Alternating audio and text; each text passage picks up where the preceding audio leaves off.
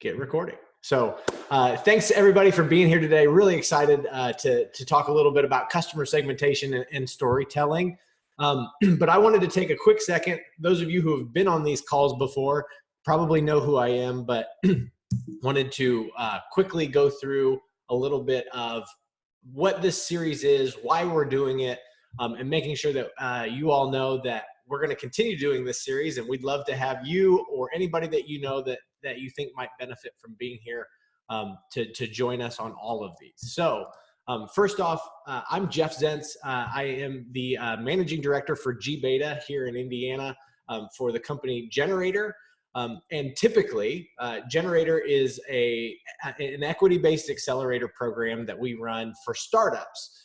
We've done that since 2012, been part of the communities that we've run in Wisconsin, Indiana, Ohio, Illinois now, and we've been part of the support system for high growth and venture backable startups for a long time.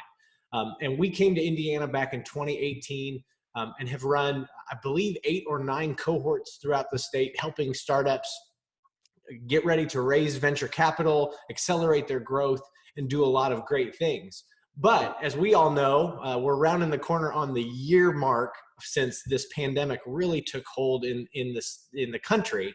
And one thing that we realized during the course of that time was that high growth venture backable startups that are invested in and have outside capital coming into the business tended to have a little bit more of a traditional support system than even some of our Main Street businesses. And so one of the coolest parts about my job is that we've got such great ties with the Economic Development Corp here in Indiana and the SBDC that we reached out and said, hey, what can we do? And so what you guys are all being part of now is since September, we've been running a small business resiliency and recovery training series to help small businesses that don't have the dreams of being venture backed or high growth, high scale type organizations get the same kind of support that some of those other businesses do. And so we've pivoted as an organization to offer the ability to kind of take our expertise and take our support and bring it to the community as a whole. And we've been so thankful to be able to partner with the ISBDC to do that. So I've done a few of these. If you were with us last month, we talked about business model canvassing in regards to pivot. And it was an awesome experience, had some great participation from all. And today I'm really excited to introduce Jack Marck, who is our managing director for our Generator AgTech program. And he's going to be here to talk a little bit about customer segmentation, storytelling. How do you tell your story? I think he's got even some breakout room activities that may be going on today. So with that, I will stop my share and introduce Jack to come up here and take it away. Thank you, Jeff. I'm going to go ahead and share my screen and we will jump right in. Hey, Jack, real quick, I think you're doing from the deck beforehand. Do you want me to go ahead and make all of our attendees, give them the ability to talk so they can ask questions and things as we go along? Yes, absolutely. So, and just to actually, thanks for pointing that out, Jeff. A couple of notes about the format. So we will be doing, but we'll be pausing the presentation every once in a while. There's some discussion topics. Participation is really required. You guys, you'll get a lot more out of this if you chime in. And I'm not afraid to call on people if things get too quiet. So, and then there will also be so we'll do that periodically. And then towards the end, there's a breakout room activity where hopefully some of the stuff that we've talked about, we can kind of, in smaller groups, 3 or 4 people can kind of tackle this and put some stuff into practice. Big believer in that. If anything that you see in this is of value, I think it's worth practicing right away so it doesn't disappear into the ether. Jeff, I think, if you don't mind, if there's, I don't know that I have the ability to create breakout rooms. So that may be something I'll need some help with when we get to that part. Yeah, we can handle all of that, no doubt. And other than that, I think everybody's in the talking permitted. And we'll just handle the breakout rooms when we get to it. Sounds good. All right. All right. So like Jeff said, we're going to talk a little bit about targeted customer segmentation and storytelling. They're closely related. So they're very closely related. So we'll, and I'm sure you guys will see that as we get into it. All right, so I think a helpful place to start is when we talk about segmentation and we talk about storytelling, what I kind of like to start with definitions, because then we sort of like know what we're talking about. So I'm going to go ahead and read this. At its core, market segmentation is the practice of dividing your target market into approachable groups. So approachable groups is an important term here. Market segmentation creates subsets of a market based on demographics, needs, priorities, common interests, and other psychographic or behavioral criteria used to better understand the target audience. So approachable groups. This is important because you may need to tell your story slightly differently depending on who you're talking to. So the way that you would tell it to your grandfather may be different than the way you would tell it to your grandson.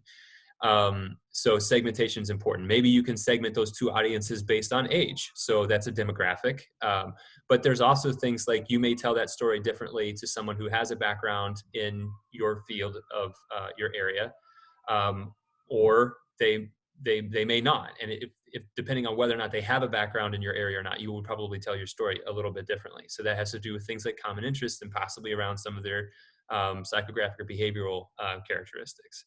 So segmentation is really helpful because it makes marketing more efficient. You can, instead of trying to tell one story that appeals to everybody, you can tell your story slightly differently and tailor it to the audience you're trying to reach.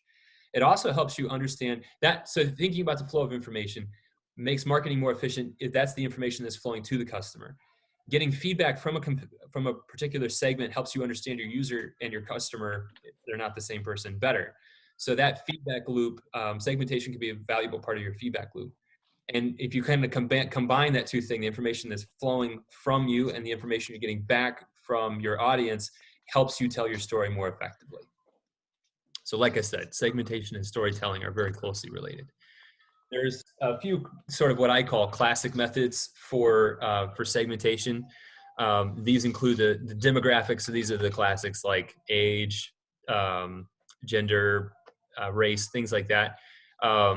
Those I think have gotten less useful. They're less helpful. I've actually not come across very many situations where they were helpful in terms of like trying to make sure you're getting to the right audience. They make too many assumptions. Psychographic is a little bit more helpful. So that has to do with the way that people think. Geography, especially with the way things are now in this pandemic, I think that's sort of, segmenting based on geography is practically useless. So, but that depends. Like if you have a product or service that's only available in one area, then geographic now becomes hugely important. So, so definitely, like you need to think about what are the useful dimensions to segment your audience on. The one that I think is the most helpful that was referenced in our definition as well is the behavioral segmentation. There's another trendy word to use for that nowadays, which is called cohort analysis. And this is where people sort of, instead of you surveying people, collecting data, and then you deciding how they group themselves, cohort behavioral analysis has to do with sort of like identifying the characteristics that you care about and then observing people's behavior somehow. And there's different ways of doing that. And we'll talk about some of those. Observing people's behavior so that they can sort of self-classify based on things they actually do. And the reason why I really like this method is because I find observation to be a far more compelling way to get information about people than simply asking them questions. Asking questions is helpful, but the example I love to give is if somebody were to ask me, would I ever eat chocolate cake for breakfast? I would say, or do I eat chocolate cake for breakfast? The answer is no. But if I go downstairs in the morning and there's a chocolate cake sitting on the counter, we all know what I'm having for breakfast. So what people say sometimes in a survey doesn't always line up with their behaviors. Okay, the more you can observe this directly, the better. So we've set up, this is our first discussion question. We've kind of set up what segmentation is, understanding the user better, improving your marketing. the first discussion question is to get some thoughts back from you guys, if you've thought about it this way or haven't thought about it this way before, how you would be able to use segmentation to improve your marketing and or your product strategy, because understanding your customer better and being able to communicate them can help you with both. It can help you communicate with them in terms of marketing. It can also help you educate them better about your product. So with that, I will open up the floor to discussion and get some people's thoughts on how they would use segmentation, how they are using it or would use it.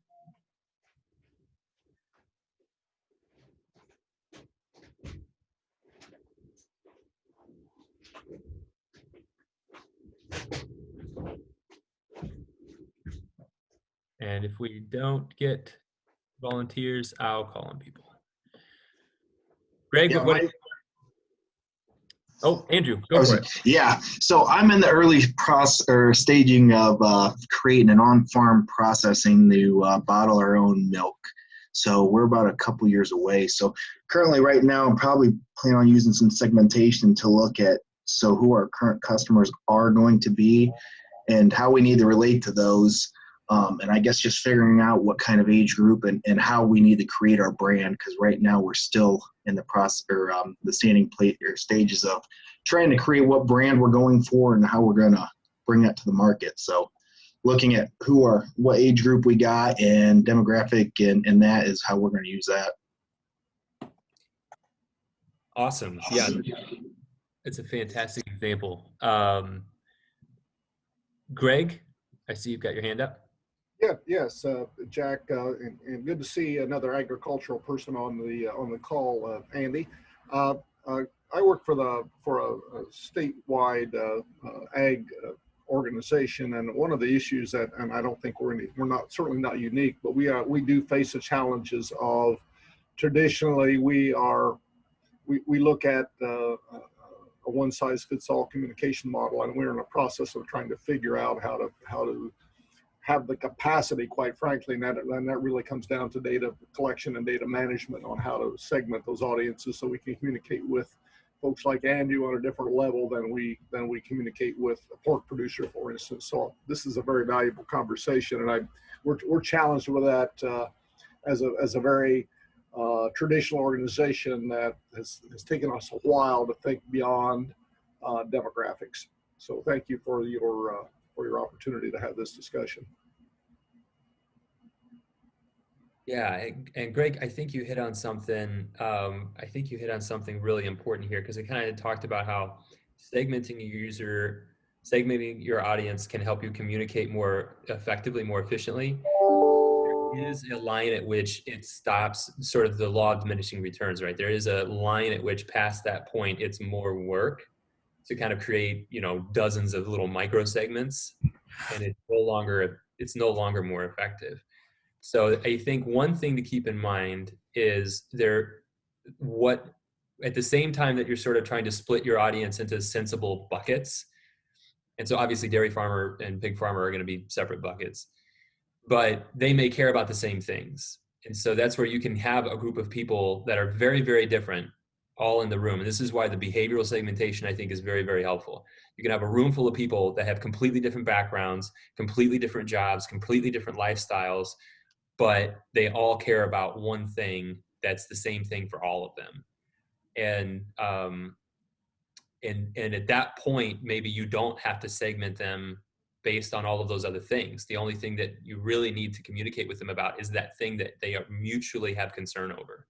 And so that's one way to kind of like use segmentation a little bit to sort of figure out where the differences are, but to make sure that you're not injecting arbitrary things like, blue-eyed people tend to buy Corvettes, therefore Chevy's going to market Corvettes to blue-eyed people. That's not a parameter that actually helps. So you may, in balancing that, like the work that's required, the data systems that are required to have unique profiles for all of your users, you may also want to look at what are some marketing or what are some communication efforts where we don't have to do that. We can communicate effectively because the thing we're saying is valuable to all of our audience, not just them individually. And that is really difficult in ag, to be honest. I mean, one of the ag companies that I worked for, we had to change the language.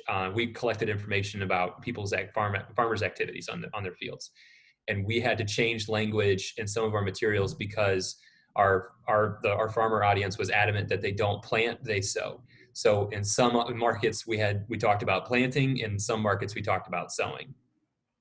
And so there are things like that. You really want to be respectful of kind of how people talk about themselves and learn the local lingo, so to speak. Tokus Xylee, did I say your name correctly? All right, you tried. It's Tokozile.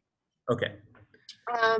So I have an online clothing and accessories store, and I think for me, the things that I'm trying to figure out is, it just started, so I haven't made any mini sales, but what I'm trying to figure out probably is what makes people buy. Is it promotions? Is there a certain time in the year that people gravitate towards certain products?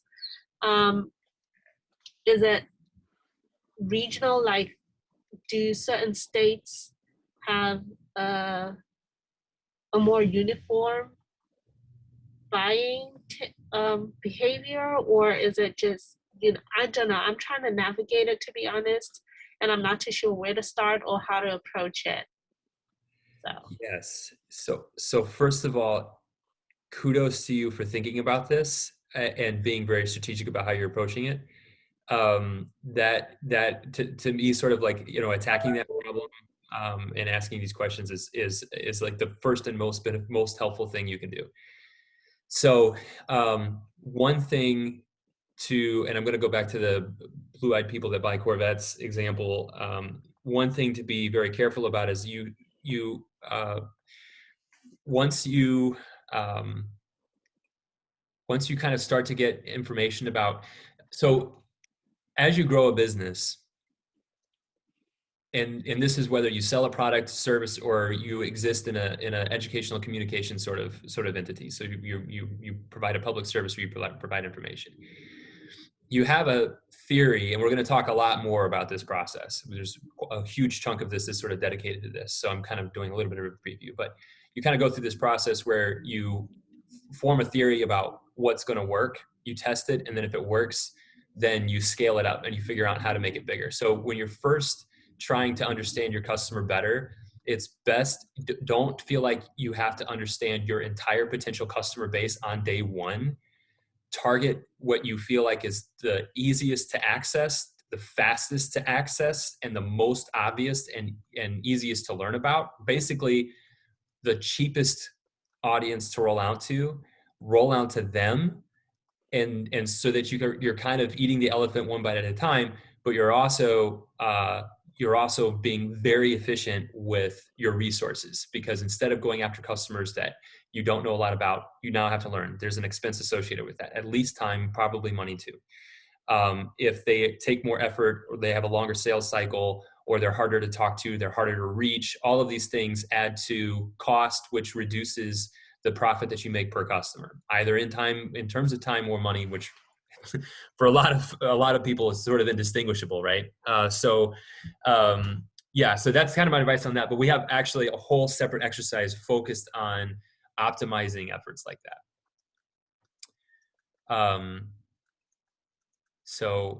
And Andrew, I wanted to go back to something that you had said about. Oh shoot! I've just lost it. I should have written it down. Maybe it'll come to me later. All right, great discussion. Anybody else wanted to weigh in? All right. So we will keep going. Okay, and Tokozile, this is kind of related to yours. So to the question that you just asked, one of the things that is really helpful is creating personas. So I used to work for a major ag retailer in their digital software department. And one of the things that we did when we were rolling out software, one of the things that we did when we sort of set up shop, we were sort of like, okay, we're going to bring these digital tools to our farmer customers, to our whole audience. And our audience at that company, included salespeople, agronomists, farmers, large operation owners, etc. So when we did our segmentation, we created personas around each segment. And personas, and I'll go ahead and just read this. Personas are fictional characters. Sorry. I had a thing in front of my screen. Okay. Personas are fictional characters which you create based on your research in order to represent the different user types that you might, that might use your service, product, site, or brand in a similar way. So again, I want to highlight the part of this. We're now transitioning into storytelling, but you can kind of see the overlap of segmentation and storytelling here, because in this last phrase, you're trying to create these fictional characters based on the way people use your service, product, site, or brand. So this is behavioral again, right? So this is where we're kind of departing from the classical ways of segmentation along demographics and psychographics and geography. And we're talking about, maybe you don't care as much about that. What you really care about is how do they use your service, product, site, or brand. And those demographic, psychographic, and geographic properties may still emerge as trends, but you're not starting with them. You're starting with how do people actually act and bucketing them based on that. So the way a persona works is you actually create, and in the sheets that we had up in the office where I saw this rolled out really, really effectively, it was literally a picture of a person with a fictional name and a brief bio, just a couple of sentences about their background, and then a narrative around that person's, like a day in the life kind of. What you do is a customer segment is sort of like this cold, sterile, clinical term, but and I'm going to continue to use my examples from ag, but they're applicable outside of ag. Joe the farmer has a very different sort of feel to it. So it allows you to it starts with a personal relationship with your segment, because you've sort of embodied that segment and those attributes for that segment in a person, fake person, fictional character, but in a person nonetheless. So you can imagine then all of your marketing becomes conversations with Joe, and you roll on a product for Joe. Starting with that sort of like very personable approach, it just sets the stage for much more effective communication, because you're no longer dealing with this cold clinical segment. You're dealing with Joe. So personas are incredibly helpful for that. They're used extensively in multiple industries, including Amazon. And I want to take a slight detour here to talk a little bit about the Amazon Memo. If you start looking at segmentation, storytelling, and narratives, you'll probably eventually come across the Amazon Memo. There are a few things that I feel like kind of get lost when people talk about the Amazon Memo approach or the Amazon narrative, and they call it a 6-pager. So a 6-pager is not a good description for this. 6 pages is actually the maximum. It's not a target at Amazon. And Amazon went with this approach as a way to get rid of slides. So it's kind of funny. I'm actually using slides to talk about how Amazon wants to get rid of slides. But such is sort of the nature of things. I think these are still effective. The intention behind the Amazon Memo is a narrative capped at 6 pages that is read silently at the beginning of the meeting. And it sort of provides a roadmap for product, campaigns, and initiatives.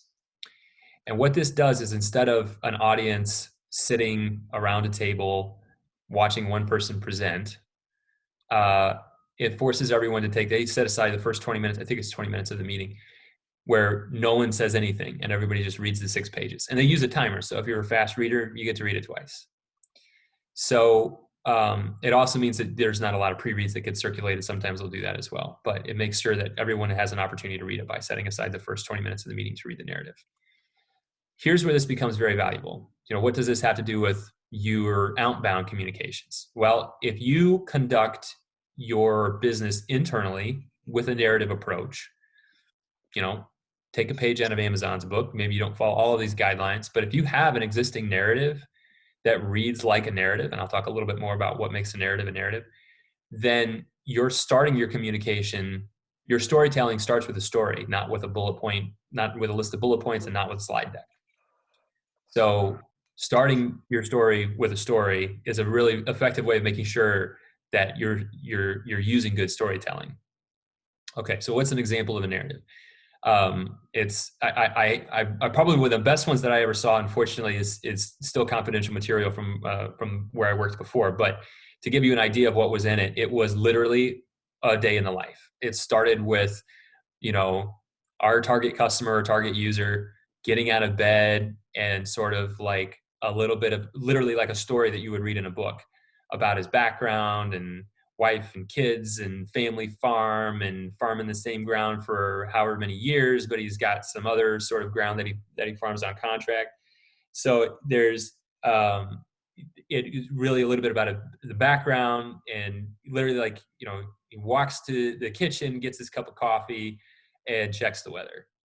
And there's literally things like that were in there. And it further personifies your user, right? It takes that sort of sterile segment term and leaves it in the boardroom or whatever, and turns your user into somebody you can relate to. And having your segments be relatable is really critical for effective storytelling. So a good narrative should read like a story. They're really kind of synonymous. It takes time to create this ephemera, but you spend that time up front so that everything you do after that is more effective. Okay, so when you take your persona and your segment and you put it together in a story, it becomes, and this is kind of what I was saying about, you do this work up front, it makes other things easier because it becomes a source for all your marketing. So when somebody's like, who's your customer? You can be like, here's a narrative.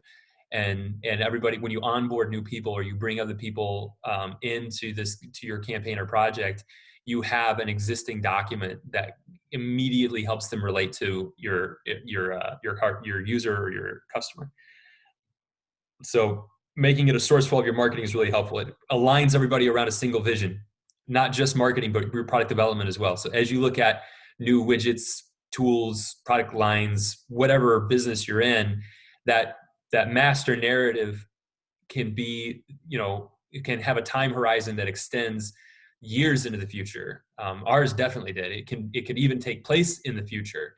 This narrative, in fact, that's a very effective way to approach these narratives. Have it be, this is a day in the life after we've already accomplished what we want, what we're setting out to accomplish. And you could do these narratives again with different time horizons, 3 months out, 18 months out, 5 years out, to kind of sort of paint a picture what the future is going to look like when you've rolled this out effectively. That could be a marketing campaign, could be a new product line, et cetera.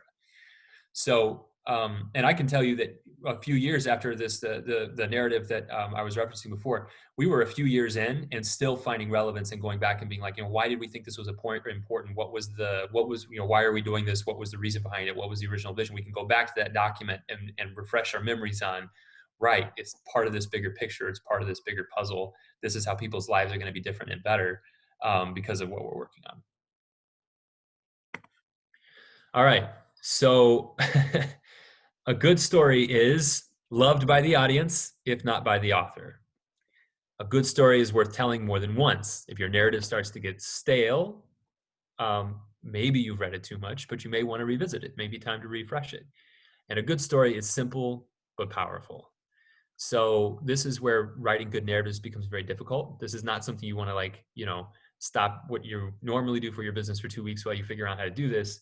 But definitely the more narratives you write, the better you're going to get at this. So if you can find little ways to kind of work it in, I strongly recommend that.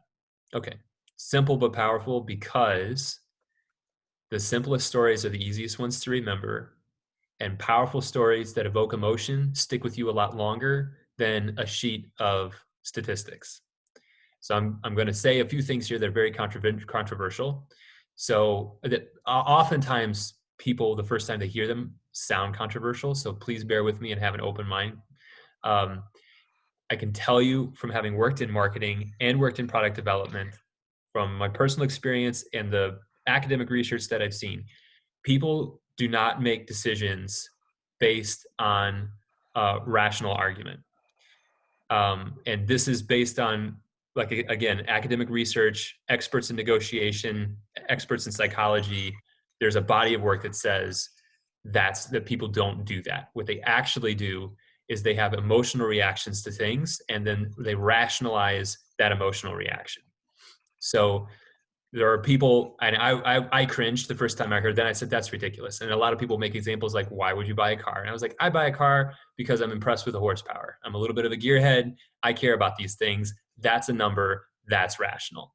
Except for the fact that me caring about, so fine, you can market cars to me based on their horsepower.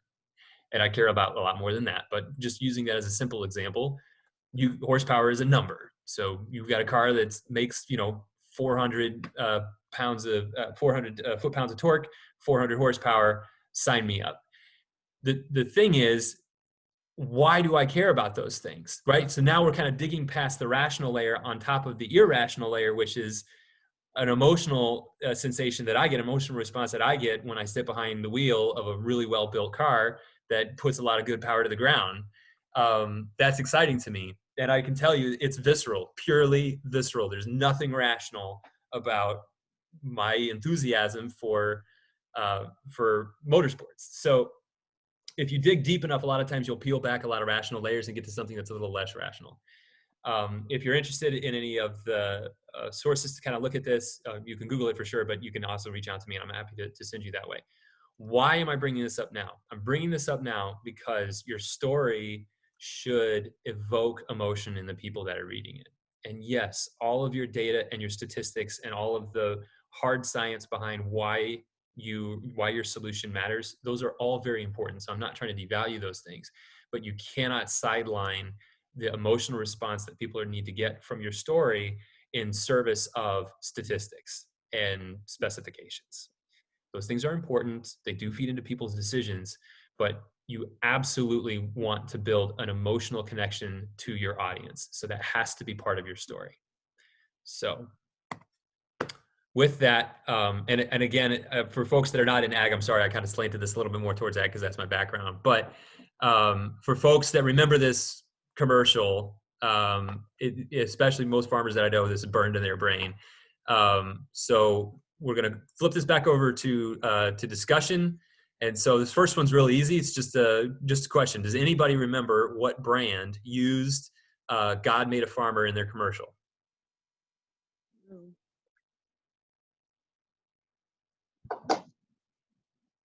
I think it was Ram, wasn't it? Dodge? Yes, it was. That's correct.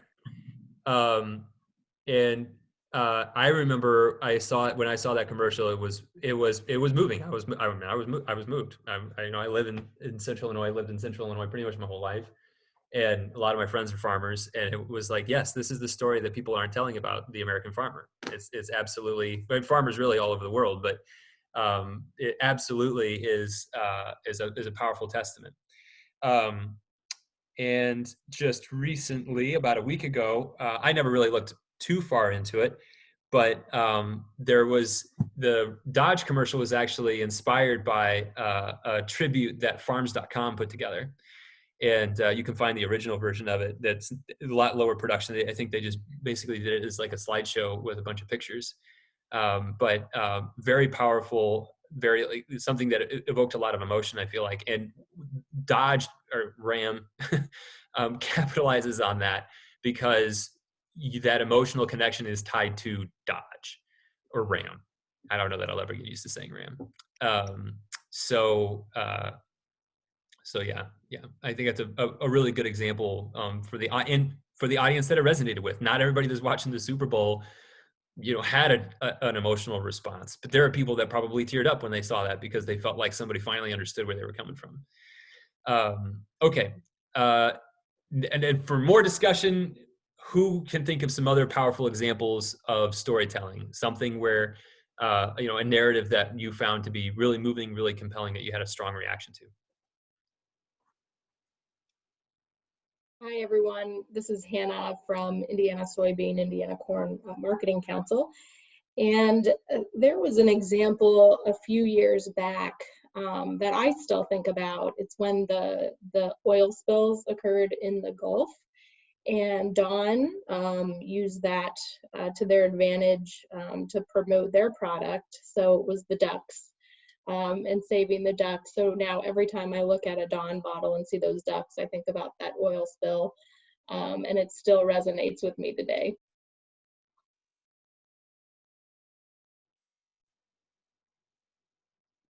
Yeah, that's a great example. I remember exactly the commercials that you're talking about. The interesting thing from Don's perspective, and this is where I think there's kind of, some people will be very sort of, well, yeah, Don donated all of that, so, for marketing. But I will say there are, the antithesis of that, sort of the people that would dispute that, I think it's sort of like, well, what I think there's a lot of good that can be done, and there's also nothing wrong with taking credit for it and sharing that with the rest of the world. So definitely, and I know marketing, sometimes I've worked in marketing for a little while, I definitely struggle with this on occasion, sort of like, where's that line where you're taking advantage of a situation versus trying to do some real good and simply taking credit for having done some real good. And I think in Don's case, absolutely, they should take credit for having done some real good. And all of you, if you're in a marketing capacity, I think there's a lot of value in sort of finding those partnerships where you can have a really positive impact, but also use that positive impact to let people know that you've done some really good things. And that builds that emotional relationship with your audience. Great. Any other powerful examples of storytelling?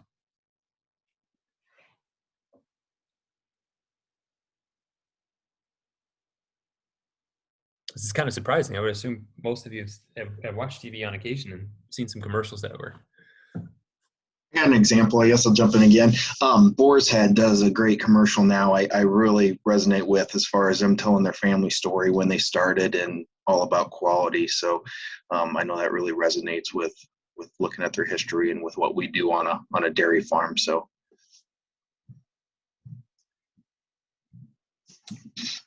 Yes. Okay. Thing, Boar's Head is an interesting example. They are not the cheapest cold cut or deli meat on the market, but by any measure. So what they've done is they've sort of said, based on the fact that they intend to command a higher price because of the quality, you can sort of see the problem that they have to solve is to make sure that people care about what they're doing, the quality, so that they're not, buying the Lou Buddig or whatever it is, Carl Buddig. I don't remember. Anyway, in segmenting their audience and creating these personas of the person, we'll say Barbara, who goes to the grocery store and buys cold cuts, or buys sandwich meat. Barbara's the persona. Barbara cares about quality. She knows that Boar's Head tastes better. What's a way that we can relate to Barbara? So maybe she's buying that for her family. And so then they can kind of sort of build out that persona, build out that marketing campaign that communicates a differentiator. So that's something that your narrative isn't just a story, it has a purpose. And you can get very specific about that purpose. So in Boar's Head example, and you'll see this all over many times, if a company is talking about quality, they're probably not the cheapest solution. They are talking about quality because they don't want to talk about price, because price is maybe not to their advantage. They're talking about quality because quality is their advantage. That's their competitive advantage. So when you're thinking about your segmentation, you should also be thinking about how do you differentiate yourself with that segment, with that audience, and how do you work that into your storytelling so that people are relating to you in a way, you're generating an emotional reaction to, they're reacting to you in a way that is unique to you, so that somebody else can't swoop in and take advantage of all your hard work with like some minor tweak to get you to relate to them, or to get your audience to relate to them instead. So you can imagine where after Ram runs that commercial, if Chevy or Ford were to sort of like roll out some other campaigns and be like, yeah, we really like farmers too, then there was nothing, God made a farmer, there was nothing in that commercial, there was nothing unique about Ram trucks. It was they had a lot of brand placement, obviously, but there wasn't anything where like, there's nothing so unique about that Ford or Chevy couldn't have swooped in and taken advantage of it. In fact, I think they might have. Anyway, great. Okay, So we're going to keep going here. How am I doing on time? Good. Great question in the chat. Who in ag do I see using marketing concepts and storytelling in a practical manner, and examples of why farmers need to do this? Okay, so I think John Deere is one of the first examples that comes to mind. Their marketing isn't always super mainstream, but they put out a video, I think about a year or two ago, about sort of what the future of ag looks like. And it's this farmer who like stands in front of a glass table with his coffee. It's like a touch screen, and he like goes through his whole operation. And so like he basically goes through his plan for the day. So I think that's an example. I think Nutrien has done it to an extent. And I think that they're sort of increasing that a little bit, especially as they roll into their carbon market, their carbon market programs, because it's sort of, again, telling that story of regenerative agriculture. And there's probably a few others. I'd have to think a little bit more about some other examples. So those are some of the people that I see using those marketing concepts. Oh, Anheuser-Busch and AB InBev, if you follow. So obviously they do beer commercials, but AB InBev is also contracts farmers to grow barley, and they have a really good marketing team that talks about the efforts that they're doing to help their barley growers increase their sustainable practices, and some other ways that they support their barley growers in terms of agronomy and some other things. And so they'll oftentimes sort of talk about that. They don't always use a narrative approach, but I think we'll see. I think there's trends in marketing, and so I think the narrative is probably a growing trend, and I think ag adopts those trends a little bit later in their life cycle than other industries. And so I think we'll probably see more companies move in that direction, partly because it's trendy, but also because it's effective. And so why would, I think in ags especially, a really good narrative, and it doesn't have to be a long story, but the better you can use storytelling to relate to customers in ag in particular, it's very valuable, because people have tried to sell farmers a lot of things over the years. Farmers have become very skeptical of new products because there's a lot of people that have just tried to make a buck off of them, basically. And so the better your narrative is, the better you can tell the farmer that you actually have something valuable for them. And so it helps win the trust of farmers. Winning the trust of farmers is a challenging thing, but it's a critical part of running a business in ag. That trust is very critical and can also be very fragile. Good storytelling is a step in that direction. Thanks for that question, Steve. Hope that helped. All right.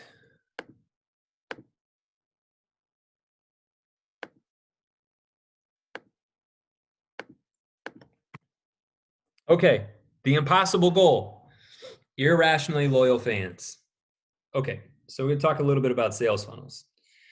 At the top of the funnel, we all know what a funnel looks like. So just picture one. I'm sorry I didn't think to put the visual in here, but the top of the funnel is wider than the bottom of the funnel.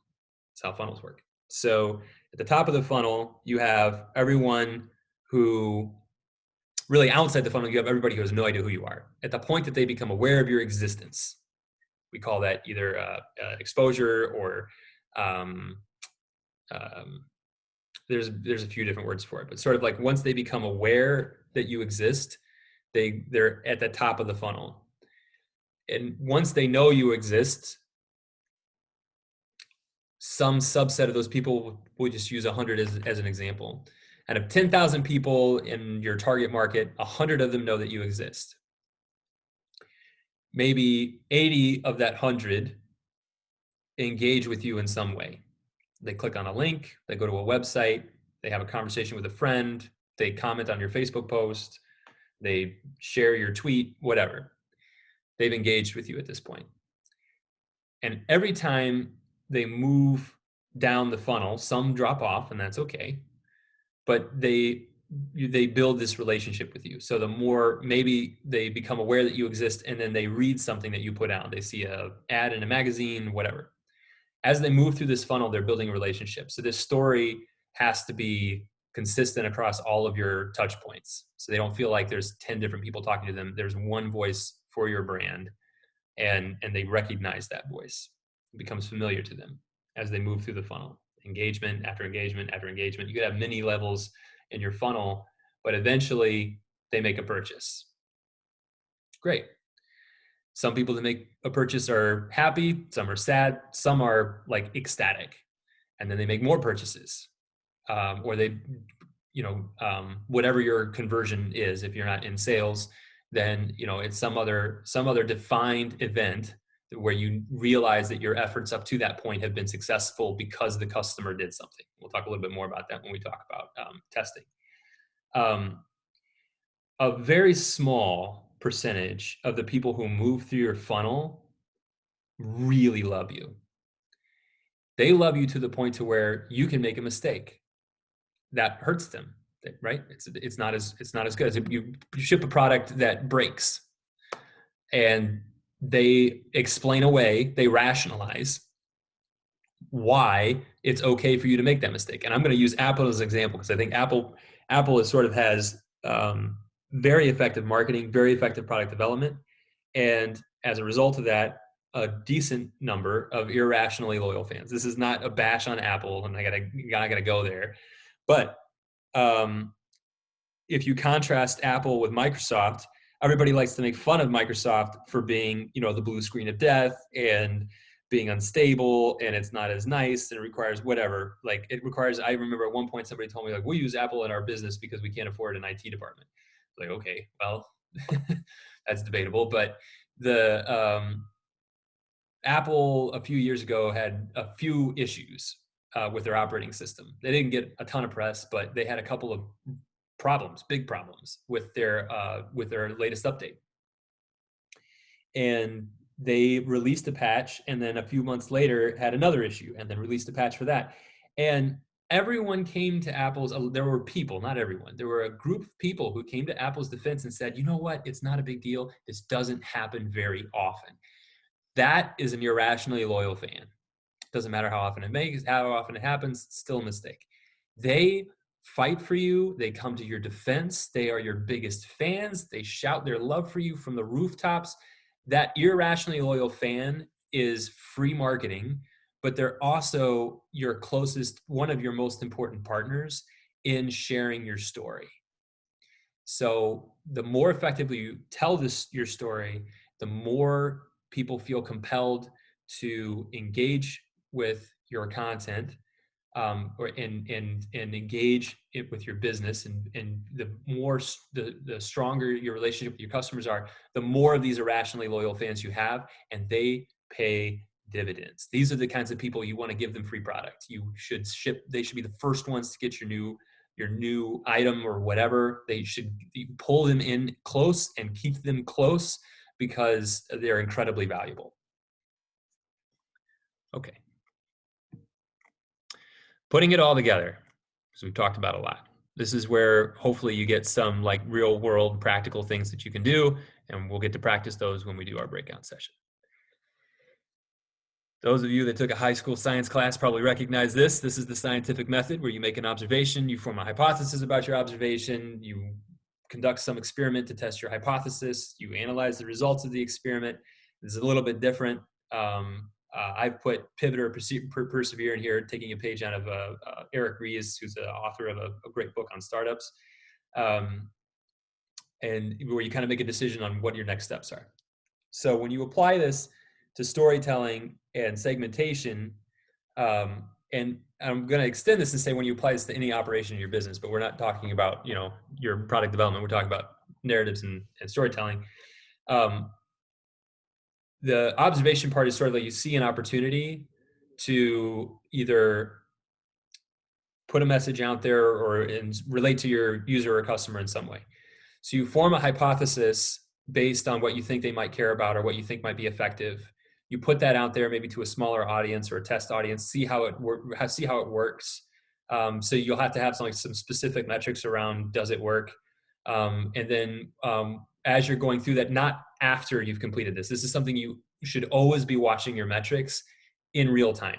It's not a let it run for 2 weeks and then come back and check it. You really want to keep an eye on it as it's rolling out, as it's live, and then sort of be evaluating this. So analyze and experiment are actually sort of simultaneous. A little bit of a departure perhaps from the pure scientific method. You take a look at the results and you see whether or not it achieved the result that you wanted, whether it achieved the outcome that you wanted. And at that point, you make a decision. Are you going to keep going with what you came up with, scale it up, make it big, or are you going to try something else? So that's where the pivot or persevere comes in. So there's after each of these exercises, there's a very binary decision. This is a very actionable thing where this pivot or persevere is basically, you're either going to do something different, you're going to do the same thing. It's very simple. The process leading up to that point is maybe not so simple. So here's an example. These are four hypotheses on the left, and on the right are some tests that you can use to check on that. So if you're constructing a narrative and doing segmentation around X, a thing that you make or sell or provide, you're sort of operating on the underlying hypothesis that people care about that. And one way that you can, two ways that you can test this. The card sort method, which is a user research methodology, you basically have multiple options for an individual, and when you do this in person, you hand them a deck of like index cards, not a whole deck, it's like 5 or 10 things. You don't want to overwhelm them. You can do this with digital tools as well. SurveyMonkey has tools for this. I'm pretty sure Google Forms does as well, where you can kind of put things in a particular order. So you don't really give them a lot of,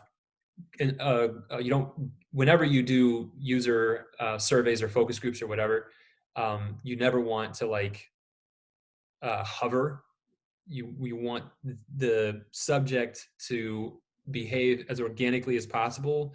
This is the problem with focus groups and surveys, is that's impossible because people don't like naturally take surveys or go to focus groups. So they're already in an unnatural environment, but that's sort of the way it goes. Card sort, they sort them, and they basically tell you in their sorting what matters most to them, what they find most valuable. So if X isn't at the top, you've got some work to do. The other way to do this is with the coming soon button. So this is applicable for products or services that have a digital touch point. So you put a page or a link on your website that describes it. And what you don't want to do is put coming soon there, because people tend to ignore that. You want to link as if your product, service, whatever was live, or your marketing content was live, so that the person clicks on it and then it takes them to a page that says coming soon. And then you can measure using different tools. I'm happy to share the tools that I prefer, that I've used. But there are various tools online that you can use to sort of measure how many times does somebody click a button.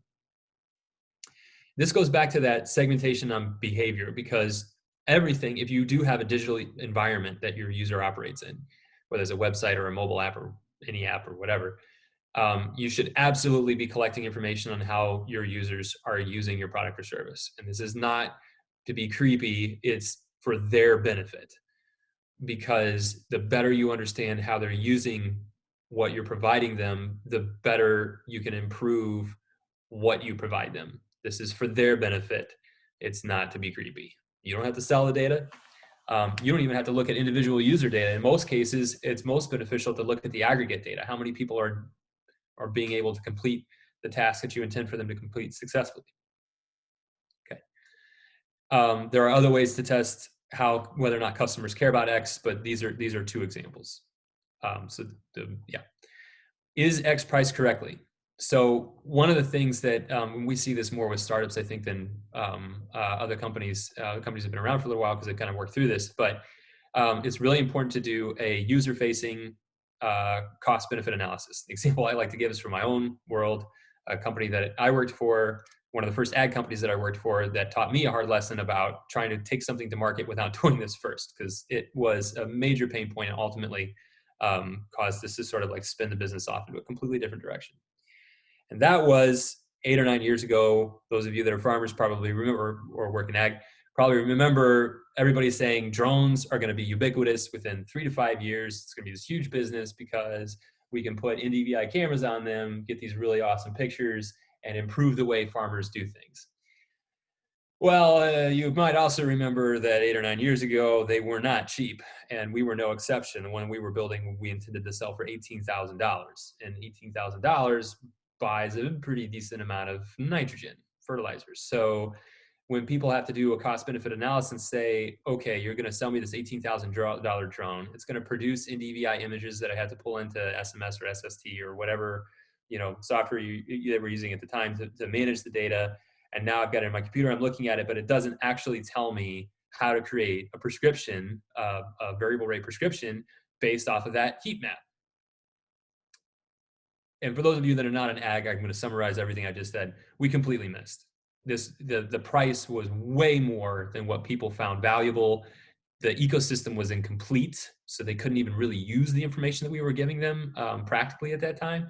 You've really got to be brutally honest with, when it comes to price, brutally honest with whether or not the benefit of what you're building is worth the cost from the user's perspective and compared to what they are currently doing and what other options exist on the market.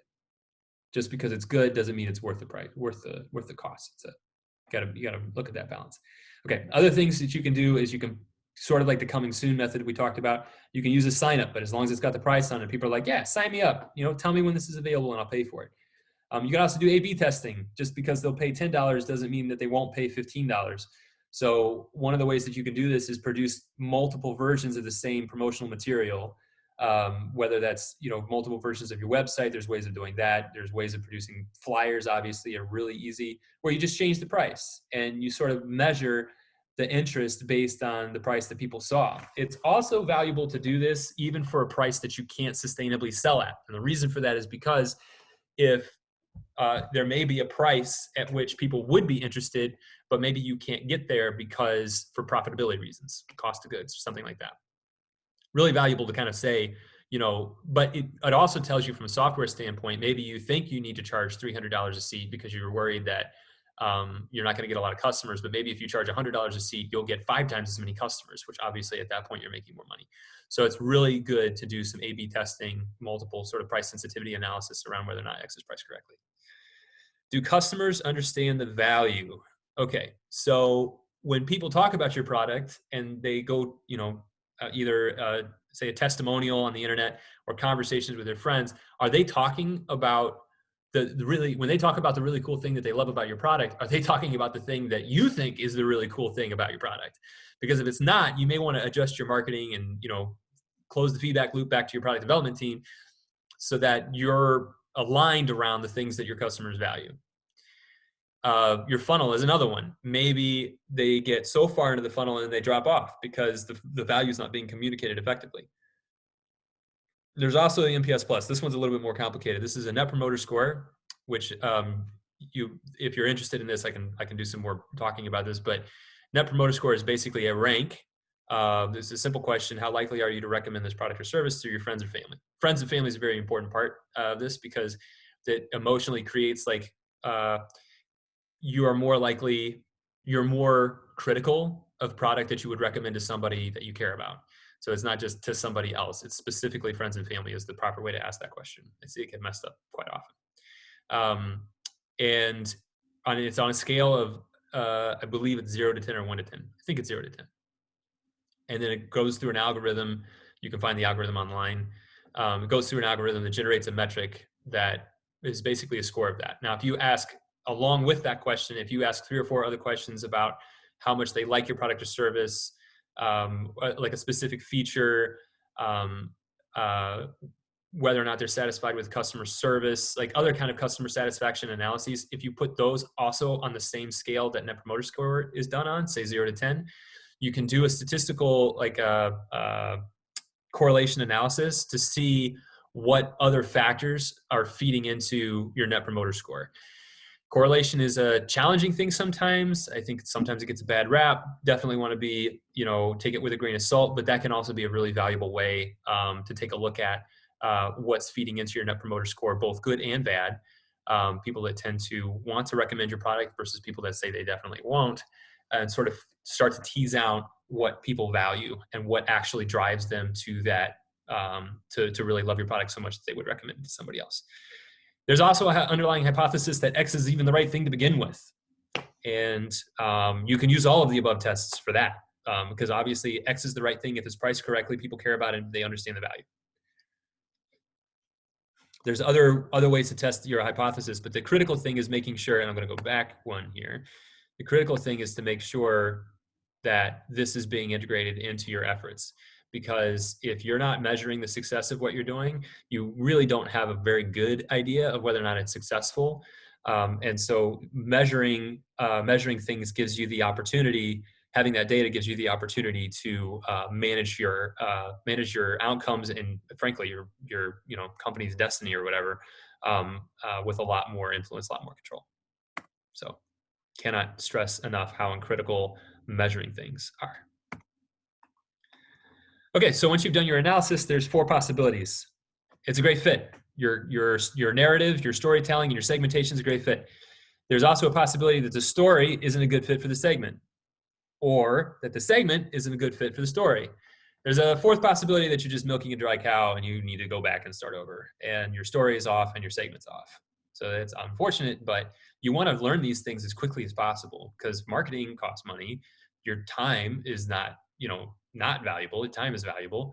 So it's really important to try to flesh these things out as quickly as possible. And then once you hit on a winning combination, you scale that. So you don't want to necessarily put all your eggs in one basket, your whole marketing budget or your whole budget or whatever, behind something that hasn't been tested. Again, measure it so that you can be confident it's going to be successful.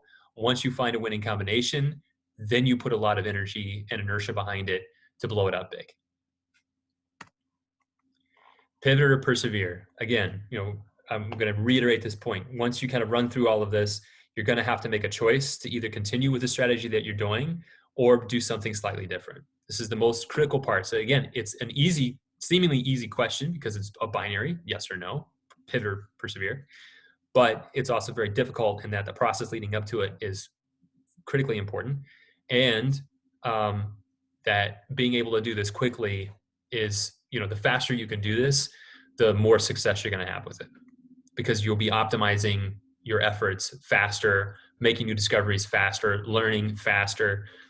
So critically important. The first time you do this, it's going to be painful. I mean, I remember the first few times I tried to do this, to work data back to add that data-driven feedback loop into decision-making processes, and it's a pain in the neck. But you get good at it, and you get more practice with it. It gets a lot easier, and it really starts to pay dividends. Okay, I did a lot of talking on this last one, but hopefully the process is helpful. And I'm going to kind of reiterate a point I just made around, you want to do this so that you can learn faster. So the discussion question is, I can give an example where we discovered farmers weren't willing to pay $20,000 for an NDVI drone. So what are some other examples that you've witnessed where customers did something unexpected, or you learned something disruptive that you didn't see coming?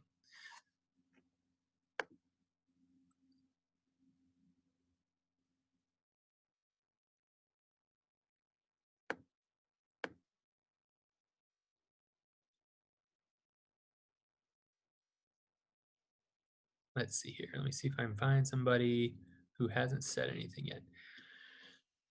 David Mullins, what are your thoughts on this? Have you ever been in a situation where customers did something unexpected or you learned something disruptive? Yeah, I had some trouble with my microphone previously. Is it working this time? Yeah, I can hear you. That's great. That's why I wasn't chiming in. We have, I'm a beekeeper. We sell honey and beeswax skincare products that we make. We were really surprised at Christmas, the number of people who bought our products and gave them as gifts in sampler sizes we did. And then we had our biggest day online was the day after Christmas, when people were checking out the products that they had purchased, that they'd been given as gifts. And then they came back within the next week and bought the larger size. So we weren't expecting, we weren't prepared either for the increase in sales. So it caught us by surprise, which was a good thing. But yeah, we weren't expecting people to have that connection of giving honey that we had for holidays. That's a great example, and kudos for being able to kind of reverse engineer what happened there. I think that again, looking at that data, that's a great insight. Anybody else?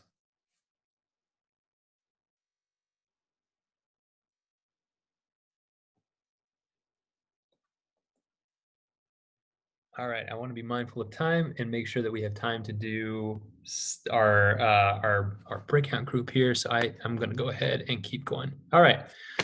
So the breakout rooms, and I apologize a little bit. I, for some reason, was thinking that we were going to be primarily an ag-focused audience here. So maybe I'll come up with some other ones because this is a very ag-focused list. But basically, the exercise here can be done. So first of all, you can do it for anything. So for any industry. Because this is basically just taking what we just did around the forming a hypothesis and thinking about a way to test it. So the examples, like I said, you can pick one of these scenarios, but definitely, obviously, doing this for your own business or some other area that you're interested in could also be really valuable. So let's see how many participants we've got. I think we're around 12. So let's do, yeah, it's about. Jack, do you want me to switch it over to regular Zoom and let's see if we can get that breakout function? Can we do that without making people jump into another meeting? I think we can. Okay. Though you'll all have to forgive me if I do this and then we can't. But it should be. I think it just switches the format from Zoom webinar over to regular Zoom, and then I think we can have breakout room function. Or if you have another idea, I just want to make sure. Let's do. No, we'll go ahead and do that because I think it'll be really good for folks to have the opportunity to discuss with their group. And let's do. What do you think? 3 breakout rooms, 4 people per room. Yeah, let me make sure this works first, and then. Great. And so while Jeff's getting this set up, I want to kind of embellish a little bit on kind of what the mission is. So you're going to assume technical viability. In the case of space lasers that target soybean cyst nematode, you'll have to use your imagination. So you're going to assume the technical viability of the solution or the product. And you're going to use this sort of scientific method to formulate a hypothesis and a test for whatever scenario you pick. So your team can pick these. So you will probably want to grab a screenshot of this or something so that you can discuss this with your group. Your group will agree on what we'll pick one of these things, or you can come up with your own. You can use your own business. We need to pivot. It's not letting me do it. So I think we're stuck here. Okay, so maybe let's we'll turn it into a discussion, and then we'll just do this as a single group. So everybody that's on will kind of weigh in. So you can pick off of this list. You can provide your own example, and we'll work through the formulating the hypothesis and the test together. So who would like to kick us off? And it'd be really great if we got everybody that's on the call to participate and throw something. We got plenty of time to go through this, and this is honestly. I think my intention is for this to be the most helpful part of this because it's interactive and you're going to get some hands-on experience practicing what we just talked about.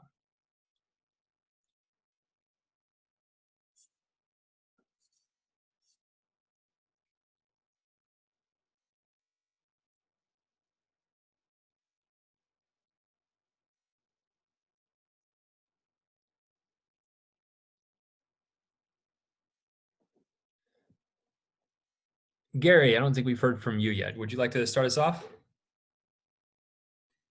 Yeah, I can. I got a friend that wants to go into the greenhouse business, and I'm kind of setting in for him to give him some ideas because he's at work right now.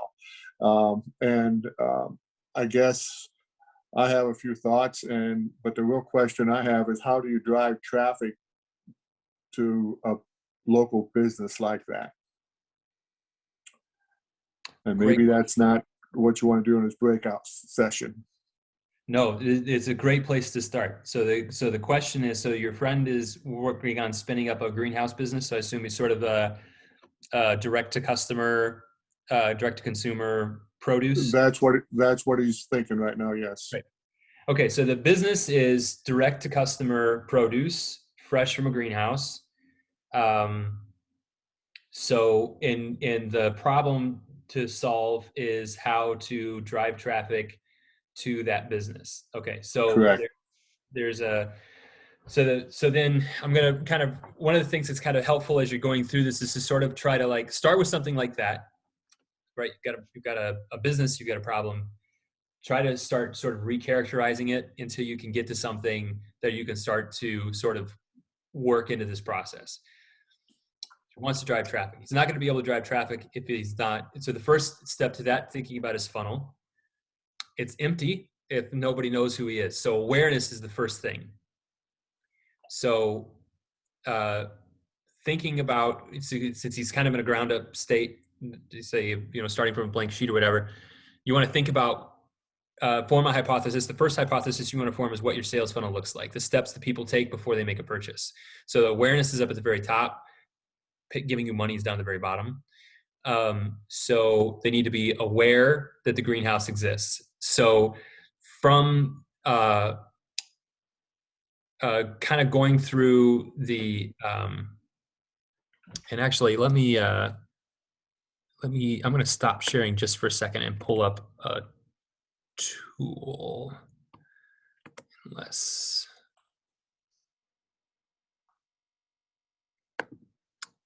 I actually already have one. I don't think I do. Okay, great. Give me just a second and I'm going to pull up one of my favorite tools for this.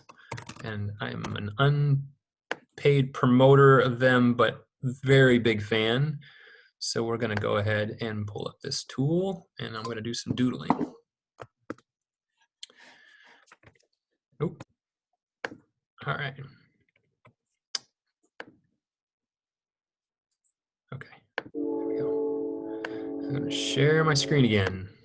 All right. So what we're looking at, right? Can everybody see my screen? Should be looking at a blank grid. Yeah. Okay, great. All right. So we're going to go ahead and do this guy. Yeah, that'll work great. Okay, fantastic. So, okay, so the first thing that I would start with is a customer funnel. So we're going to do this funnel up here. Up at the very top of the funnel is awareness. And I apologize for my miserable handwriting. Down at the very bottom of the funnel is conversion. So just do a little $sign. Okay, after your audience is aware, there's sort of like a discovery thing that has to happen here where they learn more about your business. This is where they would learn about the value proposition. So I'll just do. So this is the thing that that's sort of the communication. Wow, you really can't read that value proposition. This is value anyway. This is where they're kind of like this is where they start to encounter your narrative as they move down, and then obviously throughout this, the width of the funnel is based on the number of customers, right? So like it gets narrower as people fall into your funnel. So after discovery, let's say there's another step here that's engagement. This is where maybe they're talking to you or browsing your website or something like that, and then maybe there's no other steps and they just boom go to purchase after that. Okay. So I'm going to start picking this apart. And this is where, when you start applying this and putting all of these pieces together, this is kind of the process that I like to use. Because it helps to uncover assumptions that you might be making that aren't tested. And assumptions, I like to say, assumptions are like treasure chests that you've locked and thrown the key away on. So if you protect your assumptions, you may actually be ignoring something that could be immensely valuable. Now, you want to be careful with that. Don't take that to an extreme, because otherwise you'll just constantly be, overanalyzing, or analysis paralysis, as it's often called, and not being productive. So, but definitely if you start to get inclinations or hints that your assumptions are misfounded, don't protect them. That doesn't do you any favors. Okay. So let's take this back to the hypothesis methodology that I was talking about. Awareness is pretty straightforward. Discovery, the hypothesis here is, it's right off of one of our examples, right? Customers care about X. There's another hypothesis, that you have the correct marketing channel. There's another hypothesis, that you have the right message.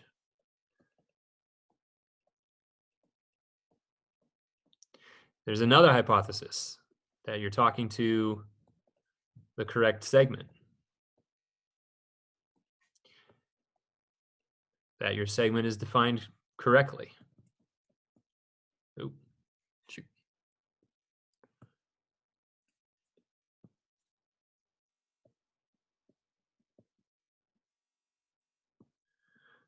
Oh. I don't do a lot of writing these days, mostly typing. I apologize. It's also a lame excuse. I've always had bad handwriting.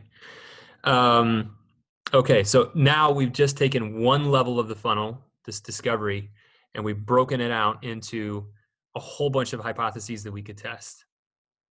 Okay, we don't want to test them all because that would take too much time. What are the ones that are most important?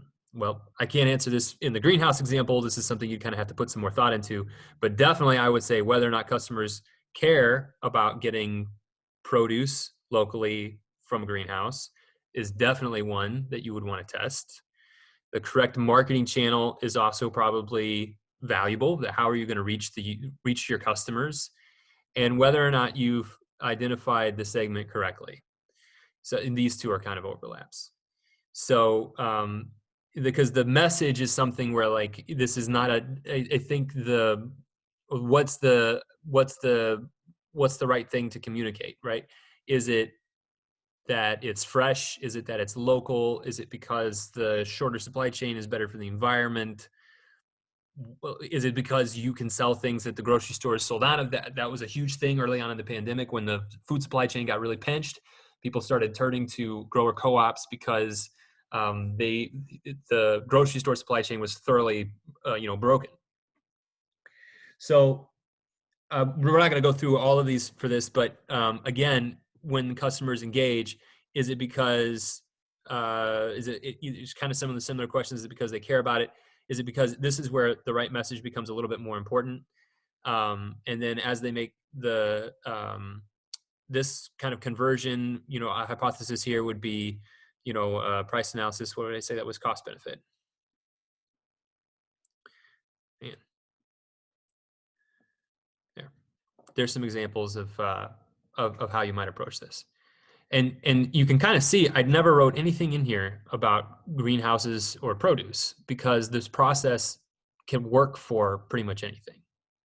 All right, I've done too much talking. This is supposed to be discussion. What do you guys think about this? What are some other hypotheses that might be valuable, other steps of the funnel, or other tests?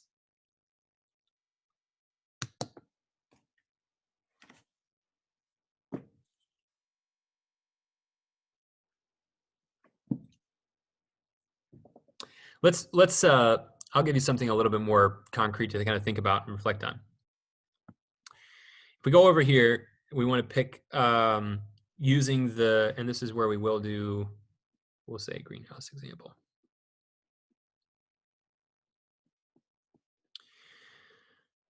So first, I'll just ask people's opinion. What on here of this list on the left of all of the hypotheses, which of these do you guys feel like would be, in the greenhouse example, the most important thing to test first?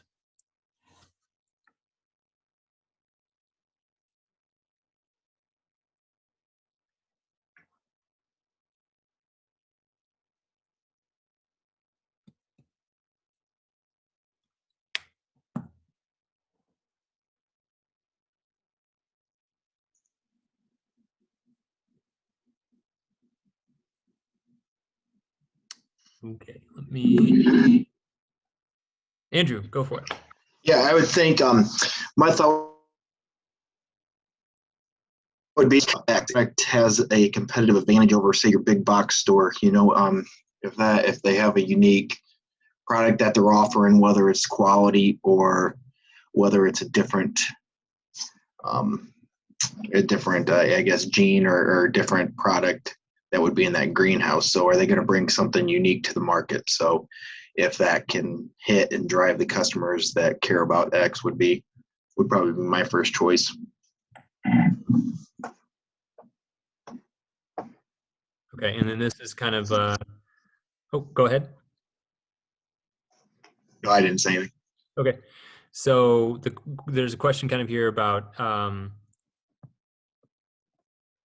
Okay, so using this customers care about X, we're not quite ready to do that part yet. So if you think about how would you test this, one of the things, okay, no, I guess we are kind of ready to do this. So customers care about X because you have a competitive advantage. I'll go ahead and jot that down. Okay, so let's dive a little bit more into this, because one of the things that we need to be able to do is collect data, do some test that gives us some sense of whether or not customers care about X, but we're probably also interested in selling more than one person. So it'd probably be good to get some idea of the volume of people that care about X. So using the greenhouse example, so, and remember the business model is locally grown produce. What would be a way to test the hypothesis that customers care about X? Like some actual practical things that you can do and collect data on. Anybody's thoughts on that?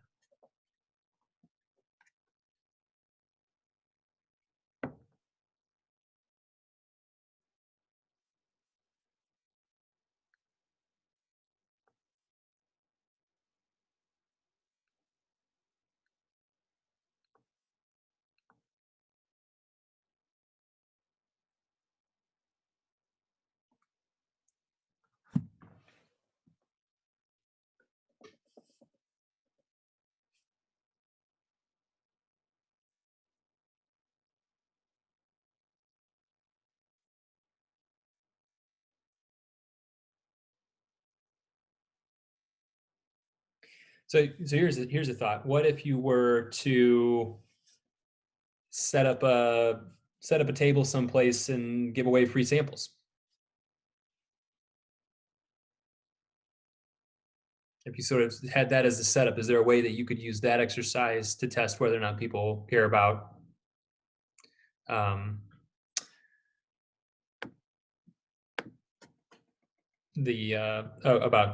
locally sourced produce?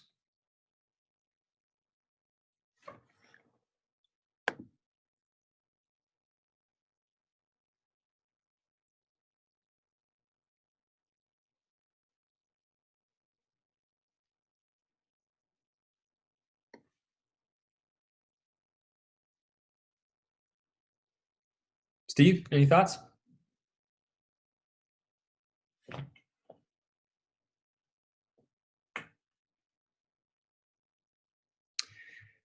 So I think if you were to do the free sample approach, one of the things that you could do to see whether or not, so obviously there's a challenge here, right? Because people aren't paying for it. So if you give something away for free, it doesn't necessarily mean that people care about it. Some people just take free samples. But you can kind of gauge interest with the enthusiasm with which people pick up the free samples. But something else you could potentially get out of that is whether or not, people can be, especially since it's fresh produce, people aren't necessarily going to like trust that it came from a good location. So you'll have an opportunity to sort of test that a little bit, whether or not they care enough about it to pick it up. And you can also have an additional touch point where you give away a free sample, but you also have, say, an email list that people sign up for. And once they get a free sample, they get a free sample in exchange for signing up for your email list, where you can tell them about future offerings. And you can also, if you're doing that approach, using free sample as a way to entice people to sign up for your marketing funnel, this accomplishes a large number of things. One, nobody signs up for your email list, then they don't care about X. If a lot of people sign up, then hopefully that's promising. The other thing you can do, if you're doing this in person, which I know is kind of hard to do these days, but the other thing that you can do, you could also roll this out online, right? But I would not roll this out. I would roll this out in a targeted fashion, because there's also an opportunity to combine these.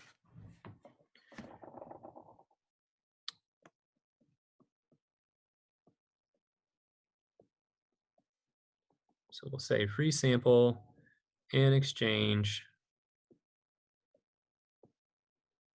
for email. Okay. Now, the metric,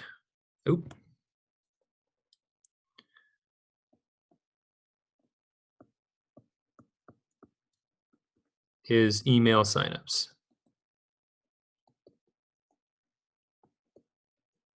Okay. Here's why you can combine these two things. You're interested in whether or not customers care about X, but if we look at the correct segment problem, you're also interested in the segment that's going to give you the biggest bang for the buck for your efforts. You're not looking to try to unlock a pocket of 5 customers. You want to unlock a pocket of 500 customers. So what that means is if you're doing this, whether it's online or in person, you pick, if it's in person, you would pick your geography, like the actual physical place where you do that, you set up your table or whatever. If it's online, pick a community, because what you'll be able to discover in the process of doing this is what is the correct segment. So you can use this test, roll this out differently roll this out in different segments, different audiences, maybe even with different stories. You can do some A/B testing with different stories and sort of say, check out our organic produce, check out our fresh produce, check out our local produce, change up the message a little bit. Obviously, you want to come up with something a little more clever than those things, but you can try different messages in different segments and different audiences to sort of see what do people engage with. This is one of the real values of advertising. A lot of people think about their web banners as being a way to get people to go to their website, but you can also use this as a way to learn about your customer. Change the messaging on your digital ads to see what resonates most with your audience, and then loop that back into your marketing and your product development to say, this is what people care about. People engage with our product because we use these words, because we talk about these things, or this is the feature that people tends to get people into the top of the funnel the most.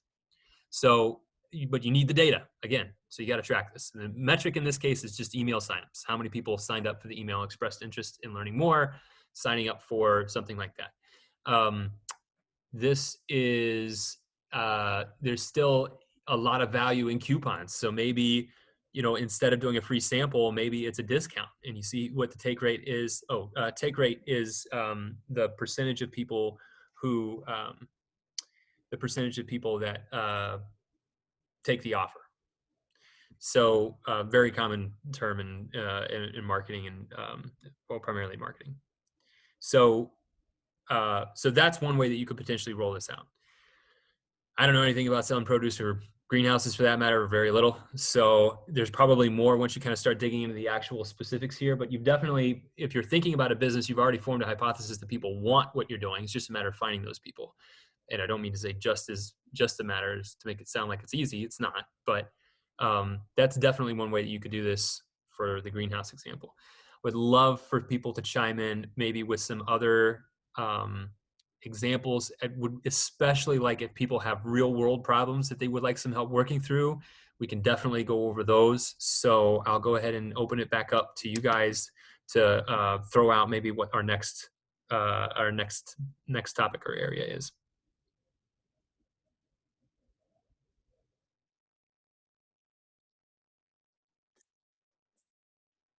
I wanted to thank you because that's a nice presentation. It's going to help my friend out quite a bit. Awesome. Thanks. Glad to hear it, Gary.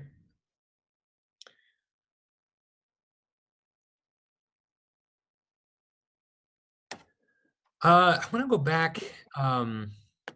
Who just came off of mute? Jack, this Hannah. is Hannah. Hi, Yeah. from Indiana Soy and Corn. We're doing some work right now on identifying a consumer base, and we are working on marketing more of an idea rather than a product. We want to, help consumers understand what farmers are doing on their farms, that they are, they care about their land, they care about taking care of the land. They're being sustainable with what they're doing on their farm. There's a lot of work being done. Also safe food. So these are ideas that we are trying to target to, consumer base. So we're working on identifying who those consumers are that we need to be, reaching out to instead of, trying to reach the masses with these targeted messages. Really trying to hone in on who they are and where they are.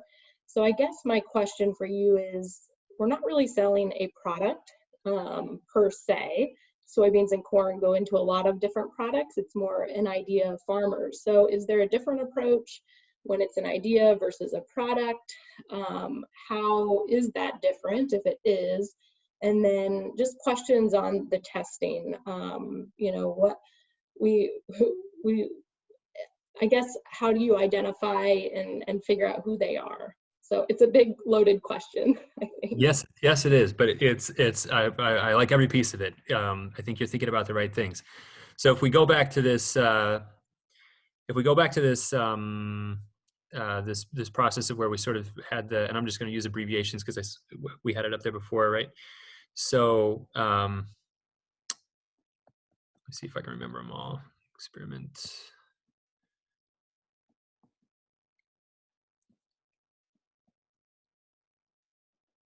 Okay, so if we go back to this cycle, the first thing I'm going to answer is, does this work for information instead, say for an educational endeavor, like what you're talking about, as opposed to a product or service? The answer is absolutely, because what you want to do, this experiment, this is, you want a specific outcome. You're expecting a certain outcome. Or excuse me, no, a better place to put this is actually in the hypothesis. You have a hypothesis for an expected outcome.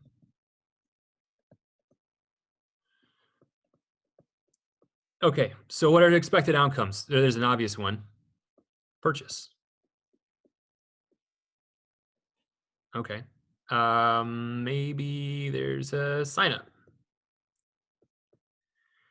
So I'm going to leave this one blank, Hannah, because I'm curious. I think I kind of understand what your goal is, but if we come back up here to kind of, oh, here we go, help consumers understand farmers better.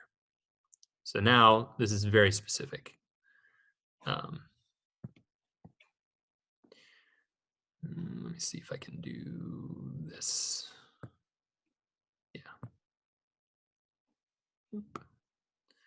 Yeah. I'm not going to rewrite it. It's up here. And it's beyond just understanding.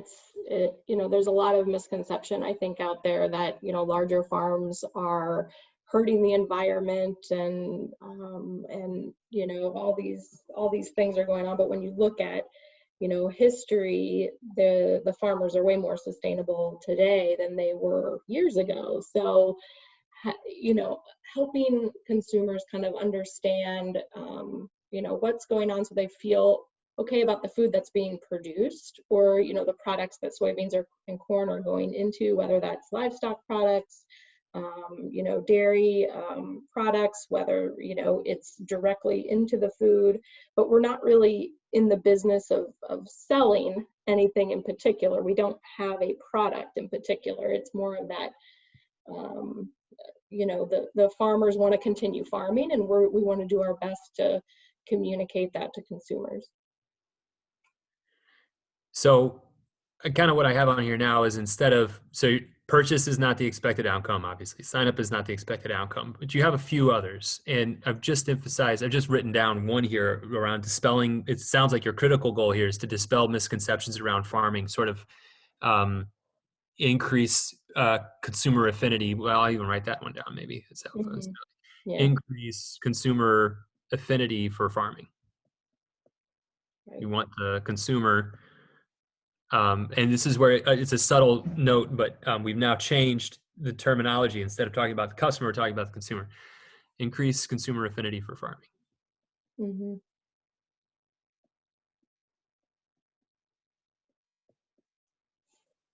Okay. There was a slide that I didn't show in this presentation that I've shown when I've kind of done similar things with like the ever important big questions. So I'm going to write this in big letters. Oh, that's horrible. That's a highlighter. Sorry. There we go.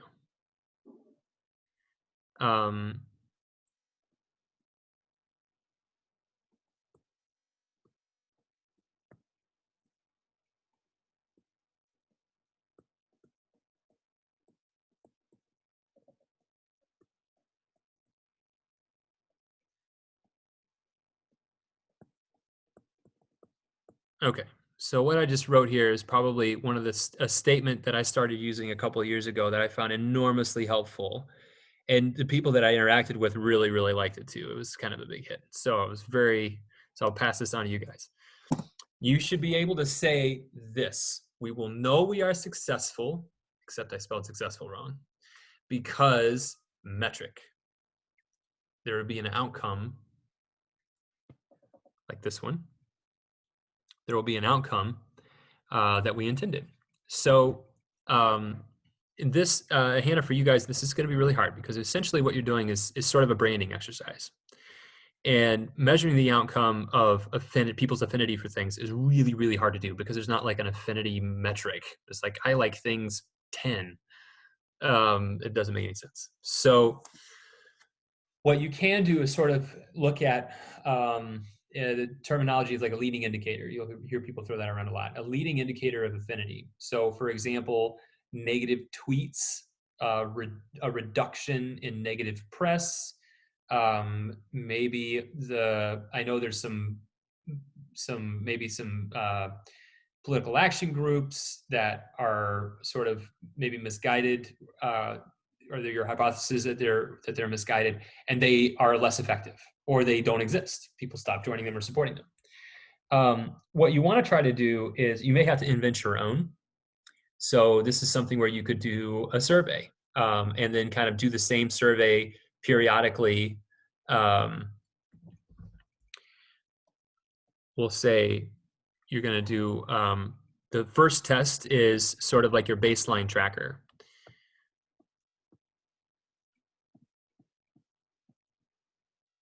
So a survey that asks, oh geez.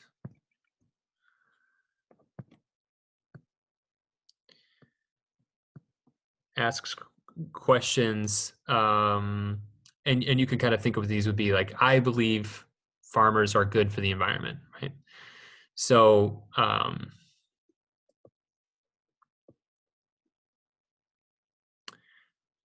and you want them to be about the sensitive topics, right? Sustainability, kind of the things that I put on the list up here. Food safety, farmer practices, and sustainability. I believe that farmers are doing the right thing. I believe that farmers care about the environment, et cetera, stuff like that. So you do this. This is going to do, we're going to say this is a periodic survey. This is going to set a baseline. And it's going to allow you to track your progress. This is a good thing to do, but it's not a great thing to do. Because this is going to have a long iteration cycle. So if you only use this is really good, and you should. It might be helpful. I mean, I definitely want to take a look at it and maybe consider if you want to do this. The challenge with it is going to be that it's not iterative enough, because you probably don't want to run that survey on like a weekly basis. It's going to be this is something that you would do like maybe twice a year, or every few months, probably twice a year. So that means that twice a year, if we go back over here to this feedback loop, that means twice a year you're doing this. And again, I mentioned before that how important it is for this to be something that you can do with high frequency. So what that means is you need to relate you're going to be doing other activities, right? You're going to be rolling out public education campaigns, advertising, strategically placed articles, whatever your strategy is for communicating this.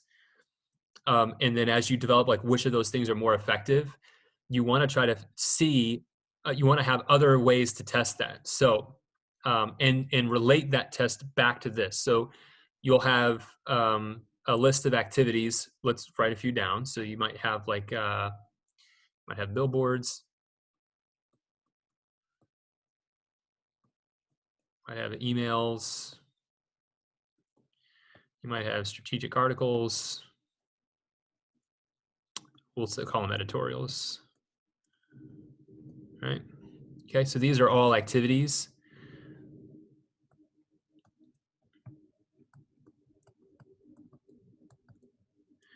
and you want to be able to relate them back to this.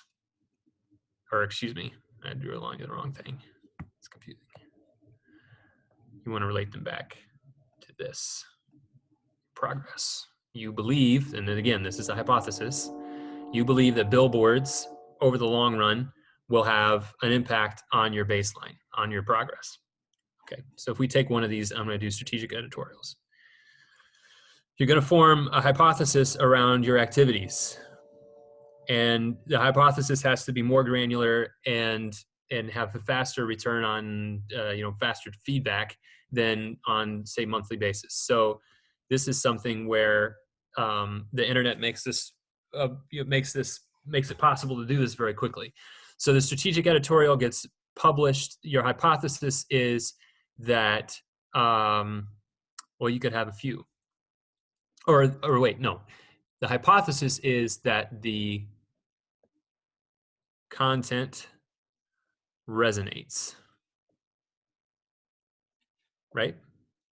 Is this making sense, Hannah? Is this helpful? Yes, this is very helpful. Keep going if there's time. No, you don't have to keep going if you want to move on to something else, but this is really helpful for me. No, so if we kind of zoom out here, so I'm going to pause just for a second. We zoom out and we take a look at this. This process that we did down here is basically the same thing that we did up here, right? Now this was your situation, Hannah, is a little bit more complicated. So we had to take the big problem, which is helping consumers understand farmers better, and to I wrote it down better someplace else. Increase consumer affinity and dispel some of the misconceptions. So we want to educate the consumer. That's a really big problem. So the bigger the problem is that you start with, the more you have to smash it into tinier pieces before you can get to something that is actionable, that you can iterate on a short cycle. So we just had to swing the hammer a few more times before we got to something smaller. But it's exactly the same process where we kind of were like, okay, what are the things how do we get to something testable? So it's sort of, you almost can think about this as like test driven, where the experiment, the thought exercise that could be helpful is, instead of thinking about your big problem, you sort of think about, how do we test it? And then you just keep smashing that until you get to a test that you can do quickly and easily. Okay. So you put a strategic editorial out there on a newspaper or something like that. Your hypothesis is that the content will resonate. So that's a function of, we're going to smash this problem down a little bit more. It's the right content. And you guessed it, it's the right audience. Now here's the beauty of this. Right content, this is the story. Right audience, segmentation. Look at that. We haven't gone too far off topic. Great. Okay, so if it's the right audience and the right content, if it's the right, okay, so before we dig into that, I would just talk about some tests.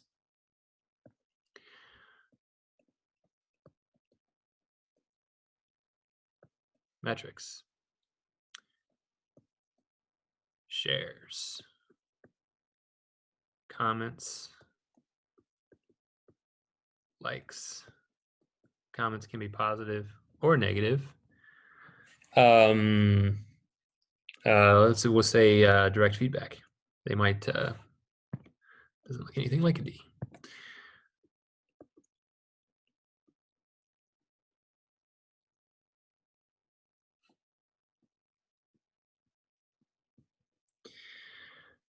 That doesn't look anything like a K.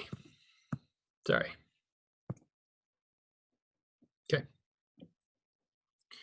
So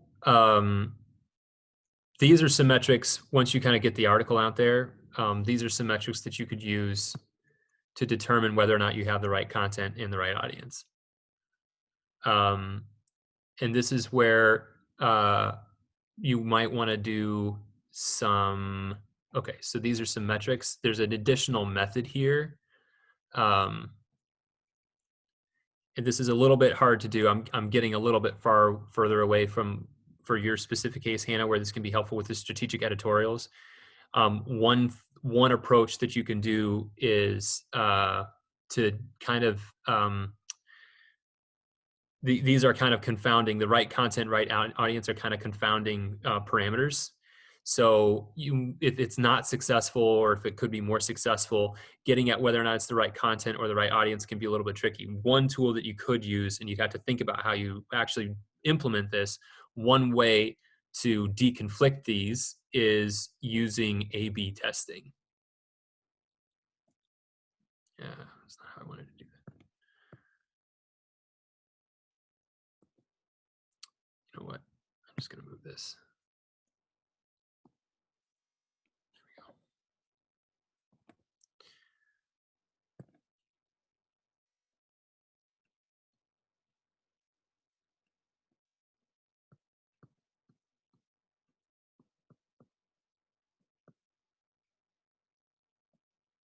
And then you do this. So A/B test would be one, there's a few different ways of doing this. You could do the same content. You see where this is going. Same content, different audience. So that's, we'll call that A. Well, that's not really how this works. So it's not, you do the same content but different audience, and then the audience is the oop, that's not going to work. The audience is the AB, right? You can also do the opposite is also true. I won't bother writing it out, but so the other way to do it is with the same audience but different content. So if you, going back to the how do you do this in practice with a strategic editorial, if you're working with a local paper, then one thing that you can do is you can do one editorial and then strategically place it in different places on the internet or different paper circulars or however you want to reach your audience, and see if there are particular outlets or audiences that respond differently, say better or whatever. Same content, different audience. The other way that you can do this is you could do different content. So this is where you're hitting the same audience. So maybe one week you do one editorial, then the next week you do a different editorial with talks about different things. So maybe we're gonna scroll back up here to this, right? So your expected outcome is that you want to dispel misconceptions around farming and you want to increase customer affinity for farming. Now I'm going to say something super crazy, but bear with me.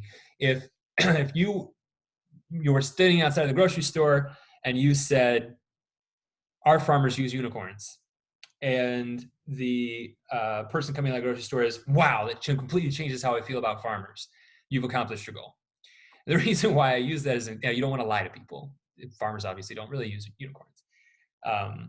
Sorry to burst anyone's bubble, but the critical thing, the reason why, the point that I'm trying to make with that is that you want to stay very laser focused on the outcome that you're trying to affect, which means that maybe you don't have to tell them about food safety. Maybe they only care about sustainability, or maybe a particular segment only cares about sustainability.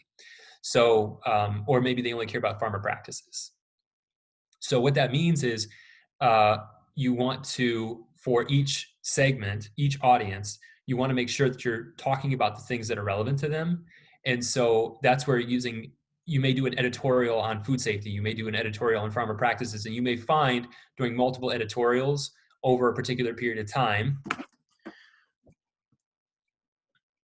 as you iterate on this, what you end up doing is, and this is where you kind of start to build this up, as you iterate on this process of making sure that you're telling the right story to the right audience, you're getting a good match with that. As you get better at this, then what ends up happening is the effect that you have on the audience grows, and you're able to talk to them about the things that they care about.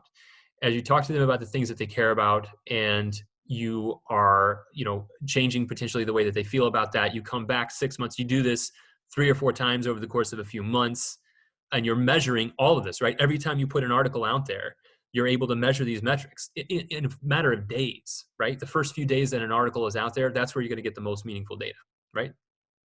So as you do this repeatedly, eventually 6 months later, you're going to find that this metric has been affected by these little activities that you've been doing.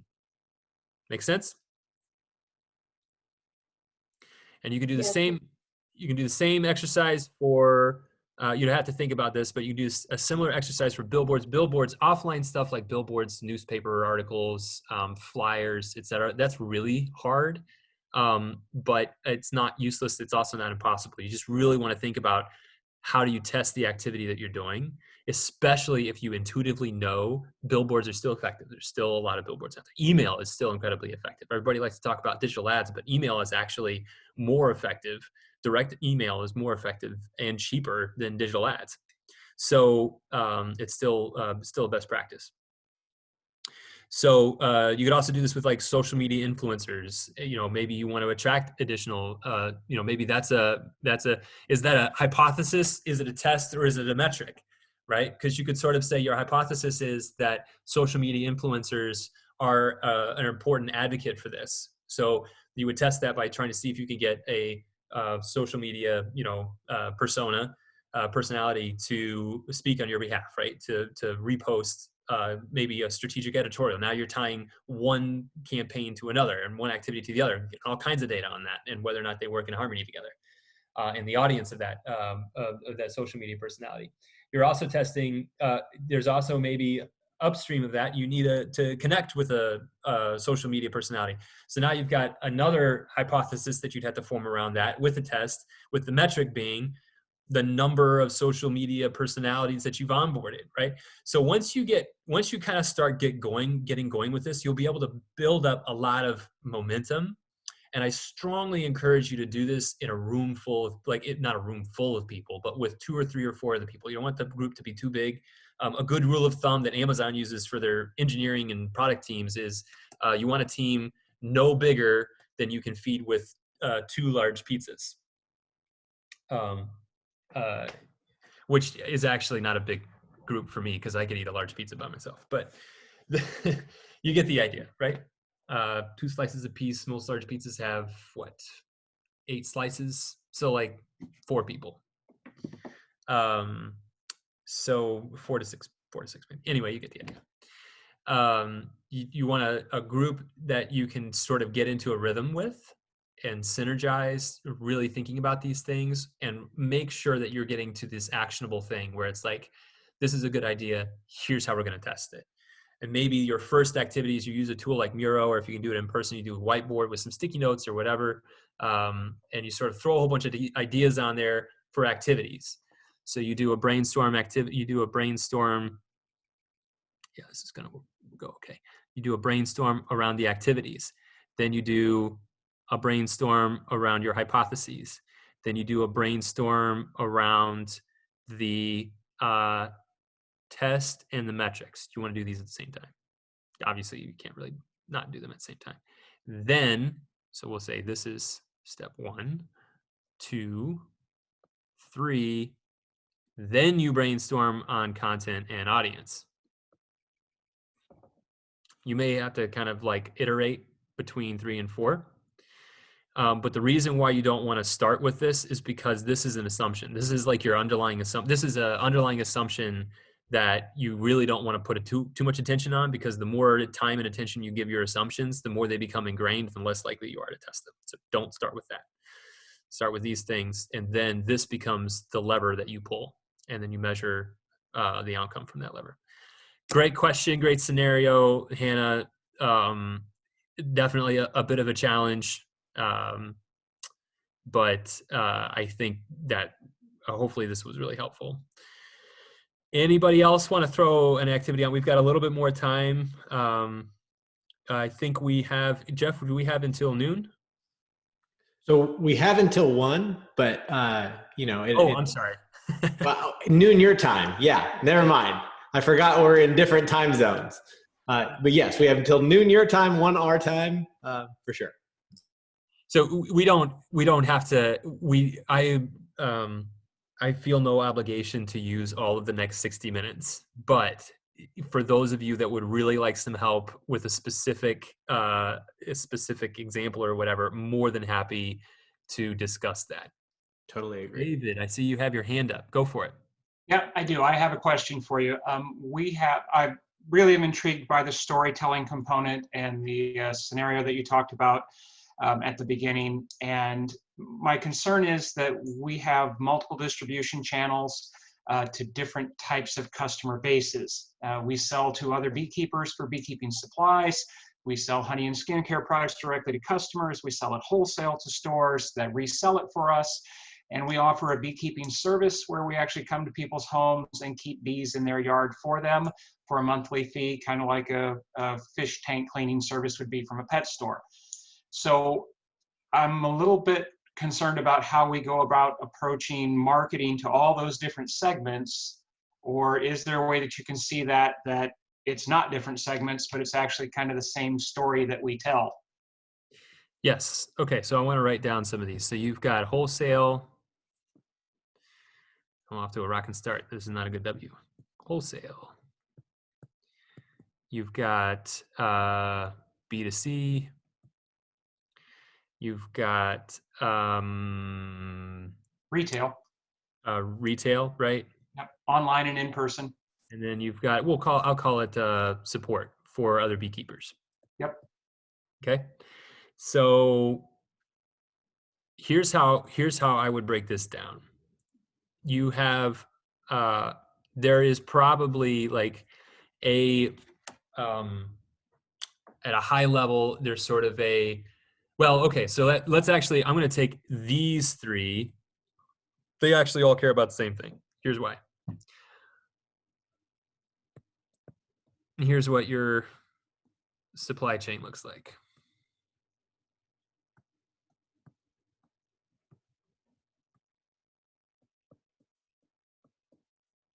Okay. So you sell here, here, and here, but wholesale probably sells to retail, right? Well, I've already drawn that arrow. Yes, they do. And then retail sells to customers. So one way that you can, this is not, you may have to break this up a little bit more, but just to take the smallest first bite, I think it's worth sort of saying that wholesalers care, about what their retailers want, and then retailers care about what the customers want. And so as long as you can kind of tell this story, as long as you can tell this story really well, then you can sort of say, you can kind of work backwards from here and sort of be like, hey, retailer, customers care about our product because of this. And hey, wholesalers, retailers care about our product because we drive a lot of sales for their customers. So the narrative changes a little bit because the compelling, selling proposition or whatever to the customer is, sorry, excuse me, just a second.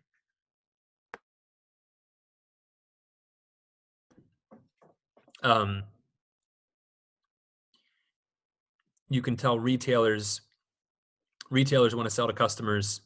And so the more that you can explain, the more compelling a case you can make that customers want what you're selling to a retailer, the more likely they are to buy. I mean, that's my hypothesis. You can definitely test that, right? So that would be the first thing that you would test is, can you use a mostly unified message that says customers want what we're selling to the retailer and to the wholesaler for that matter, and you can make money doing it. So you would take largely the narrative that you have to the customer and work it backwards to the retailer and the wholesaler. Does that make sense? Yes, that does. That's what we do. So we do this in a similar way with startups, where when we help startups with their pitch to investors, we encourage them strongly to emphasize their traction. In the case of, let's say you wanted to take a startup model, take some external funding from a venture capital entity or an angel investor or something like that with your beekeeping operation or with your I think it's apiary, right? So if you wanted to do that to attract venture capital, one of the things you could do is, if you're using this traction thing, you're not talking about how awesome your product is because you want the venture investor to buy your product. What you're doing is you're demonstrating the saleability of your product. Now, you can start with this. This doesn't work for this. It's totally different. Well, it depends on what you're selling to the other beekeepers. If you're sort of selling this value to the customer, the stuff that you're selling them helps their end product to the customer, and it's well aligned with stuff that you sell directly, fine. But there's a really good chance that that's not the case. But I guess you would know better. How closely related are the products you sell other beekeepers to the value that you promote to your customers? They're not. It's supplies for them to keep bees. Most of them are hobbyists. They don't sell commercially like we do. Okay, so then there you do have, these would need to be separate narratives. So we'll say this is story 1. This is story 2. Now, one of the things, and you can kind of adapt this for your specific case. One of the other things that we talk to startups about is that when you are rolling out or trying something new, you're not looking for a ripple. You're looking for a tidal wave. Big old companies like the IBMs and stuff of the world, they can kind of get away with impressing the world with a 2 or 3% improvement to margin or revenue. But like other companies that are really growth oriented, that's not interesting to them. And frankly, thinking about the time it takes to do some of this stuff, you're really looking for a big bang, or else it's not really worth your time. The reason why I say that is because it may be worth eventually doing a story, we'll call this 2.1 and story 2.2. The juice is worth a squeeze if you get better traction in wholesale and better traction in retail by having these separate narratives. So right away, this conversation is now turned right into a hypothesis. What's the hypothesis? The hypothesis is I'm not going to write it out longhand. I'm just going to write out the quick notes version. The hypothesis is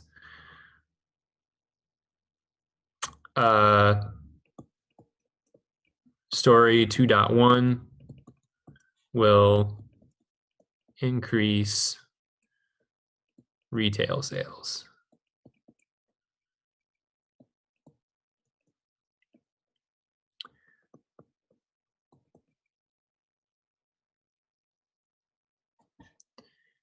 Okay, now this is where you can get a little bit creative. I'm going to write the obvious metric down. And you guys, this is likely obvious to everybody on the phone or everybody on the call, but I'm going to take it someplace where maybe it's not so obvious. Sales go up. Now, I'm far from an expert on the bee industry, but if retail sales and wholesale sales are anything like the retail and wholesale relationships that I've been involved in, this is a long sales cycle. You're not going to land a new customer in a click, like you would if you had an e-commerce business. So what does that mean? That means this is not helpful. What you actually need are a meaningful, fast leading indicator of sales.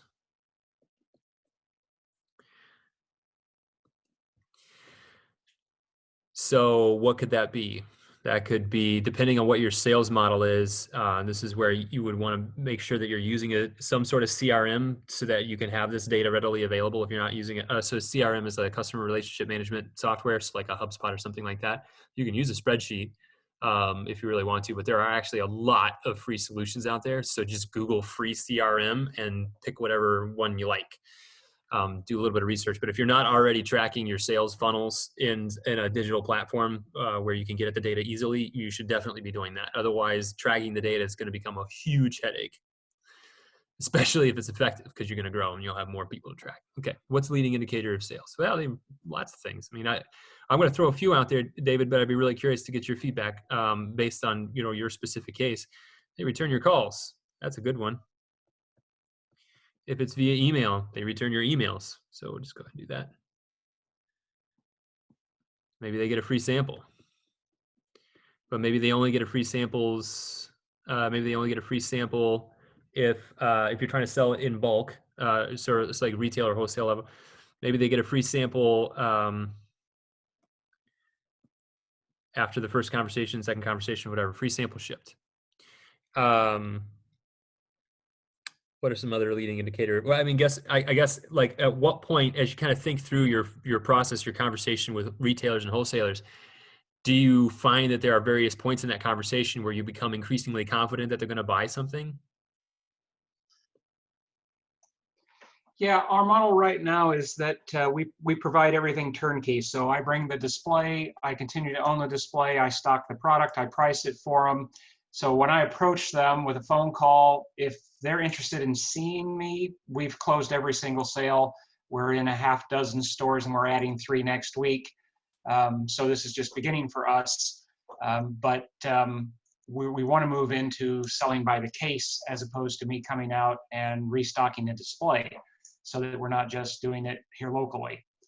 Eventually we want to be able to expand. So I don't know the indicator when it's not someone in person that I go to their local grocery store. That one's pretty easy. If they invite me in, I know we've sold by the time I get there pretty much. I can't imagine, we haven't had an experience where someone said they didn't want it because we're local and we're able to work with other local businesses. But we want to be able to move into, just like we do our e-commerce, we ship all over the country. We'd like to be able to do that, but by the case in a wholesale fashion. Right. Great. Okay. So you've got a whole new sales funnel to kind of work out what this looks like, right? Because you still have, it starts with awareness up at the top. So now you've got like, how do you throw this open as wide as possible? So how do you increase your visibility or, your visibility with people that align with your segment, and then down at the bottom, obviously, you still have conversion where somebody buys something. So one of the things that you would want to do is kind of figure out what are all of the layers of your funnel, and how do you measure them with a number? What are the metrics for those? So you really want to be very, very deliberate about that. And every transition from one level of the funnel to the other, there's going to be a drop off, but you want to be able to measure the success. And then there are levers for everything as well. So you might have awareness. This might be awareness up the top. This is discovery. They visit your website, or they connect via email. And then maybe there's like a sample that you send out. I know these may not be directly applicable, but you want to kind of figure out what these are and sort of like define these and then start measuring them, so that if we go all the way back up here to what started this whole conversation about selling into retailers, we get back into this hypothesis that having a separate narrative for retailers will increase your retail sales. That's how you know whether or not it's valuable. And you want something that you can get to faster than actual sales. This takes too long. So you want to identify your leading indicator of dollars, which could be any number of these things or something else. But it's those behaviors. This is why you need to be instrumenting and measuring your sales funnel, because these things here are the various, stages of your funnel. Boy, that doesn't look like an arrow. That looks like a scribble. There we go. So as you're kind of going through this process, I think it's probably beneficial to think, now about like what are the valuable the levers that you can pull. Like what are the things that you can do differently? How do you know whether or not you're doing them correctly? Like your outbound messaging. I assume for retailers, your primary form of discovery is just outreach, right? You're kind of cold calls. Yes, that's what we do. Yeah. So if it's an actual phone call, you should have a script. The value of a script is it allows you to do testing. You can change the script. That way you're saying the same thing every time. You don't have to do the whole call by a script. But if you use a script, then you can change the script periodically. You can have half of your sales team using one script, half of the sales team doing another script, and then you can do an A/B test. Is there one particular sales team that's doing better than the other?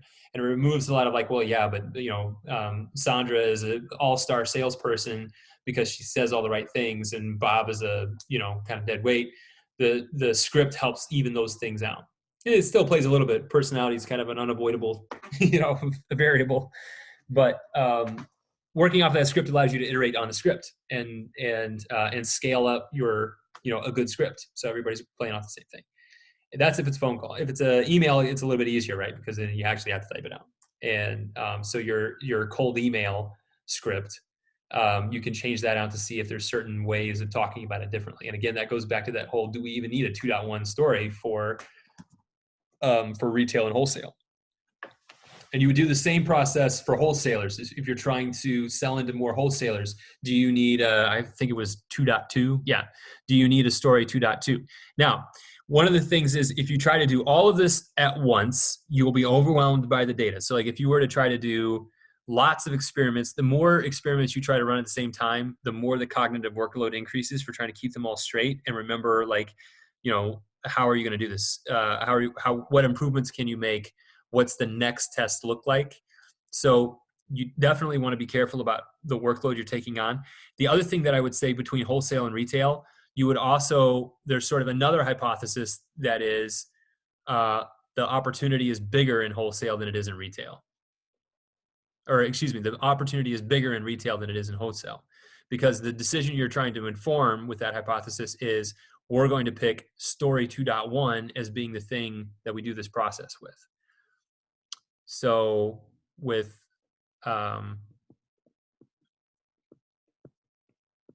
wholesale versus retail, you now have another hypothesis. And this is where you need to, if the more you can kind of think about the decisions and things that you're doing through the lens of thinking about it as a hypothesis, the more familiar this is going to be and the better you're going to get at it. So the hypothesis here is that the retail dollars are greater than wholesale dollars. Okay, that's your hypothesis. How do you test this? A couple of different ways of doing that. It's you do a bottom-up market size approach is one. So that is the number of retailers. It's the number of retailers times the average units that you expect each retailer to take times the what you sell it for. And that's greater than number of wholesalers times the volume times the price you sell to wholesalers at. Now look at this. This isn't even a hypothetical. This is a number that you can probably get at. This is a number you can get at, and this is a number you can get at. And this is, a number, which is going to be greater than this number. So that's one way. That's one way to kind of test that hypothesis. You could probably do that. And if you know your business really well, you know your industry really well, you could probably pull those numbers from Google, or if you already have them, you could do that exercise really quickly. And then maybe if you find out that that's not the case, that it's the other way around, then you iterate, you start with the meteor opportunity, and you do this process for story 2.2 instead of story 2.1. Is that helpful, David? Is there any other area of this where you'd like to drill in a little bit more? No, that's great. I really appreciate it. Thank you so much. So I'm going to zoom back out here a little bit because I really like what we just did for David. And I'm going to point out that we've done these We've done basically the same thing here 3 times. The challenge is hitting the big rock with your hammer in the right spot to get it to fracture into usefully smaller pieces. So this is where, even though we've done this 3 times, we've done things sufficiently differently where I want to, give you all credit for the challenge you're going to deal with, the challenges that are in front of you for actually doing this. So don't get discouraged. You will get better at this the more you do it. And hopefully now that you've all kind of gotten to see this 3 times, you're a little more confident and ready to kind of roll this out yourself. It's worth, I know it's really tempting and feels like the right thing to stay heads down on your business, slapping labels on product, doing product development, being out in the field or whatever your industry is. But it is also, so those are activities, and you need to know that you're doing the right activities. And so staying heads down and hands-on in your business is good, but you still need those times to take a step back to work on the business, not just in the business, not just be the person behind the counter or jumping into, drop fries or whatever your business is. You need to be also take a step back and say, are we even doing the right things? Are the activities that we're doing the right activities? How are we making sure that we're doing that? So as business leaders or people that inform business leaders or whatever your role is, it's really important to make sure that occasionally you're taking a step back to make sure that those activities are actually producing results and they're not just noise. All right. Any other scenarios people would like to walk through, or any other questions I can answer? I'm gonna check the chat one more time. Jack, I think we got it, buddy. So if there isn't anything else, I'll kind of come in here. We'll just wrap up. So again, thank you to Jack for taking the time. This was super impactful. In fact, I think in our second example, when you got to the point that you actually showed everything come together and we're like, hey, and this is the segmentation and this is the storytelling, it was like mind-blowing, like how it all tied together beautifully. Thanks for that. You can see on this the screen right now Jack's email address, and mine again is the same except for it's Jeff, Geoff @Generator. So if you want to dig into this more, if you want to add or have more targeted conversation about your individual situations, please reach out. We'd love to be that resource to help with that. Thanks again for taking the time today to be here. This was really exciting and being part of the conversation. We will be running another webinar in March.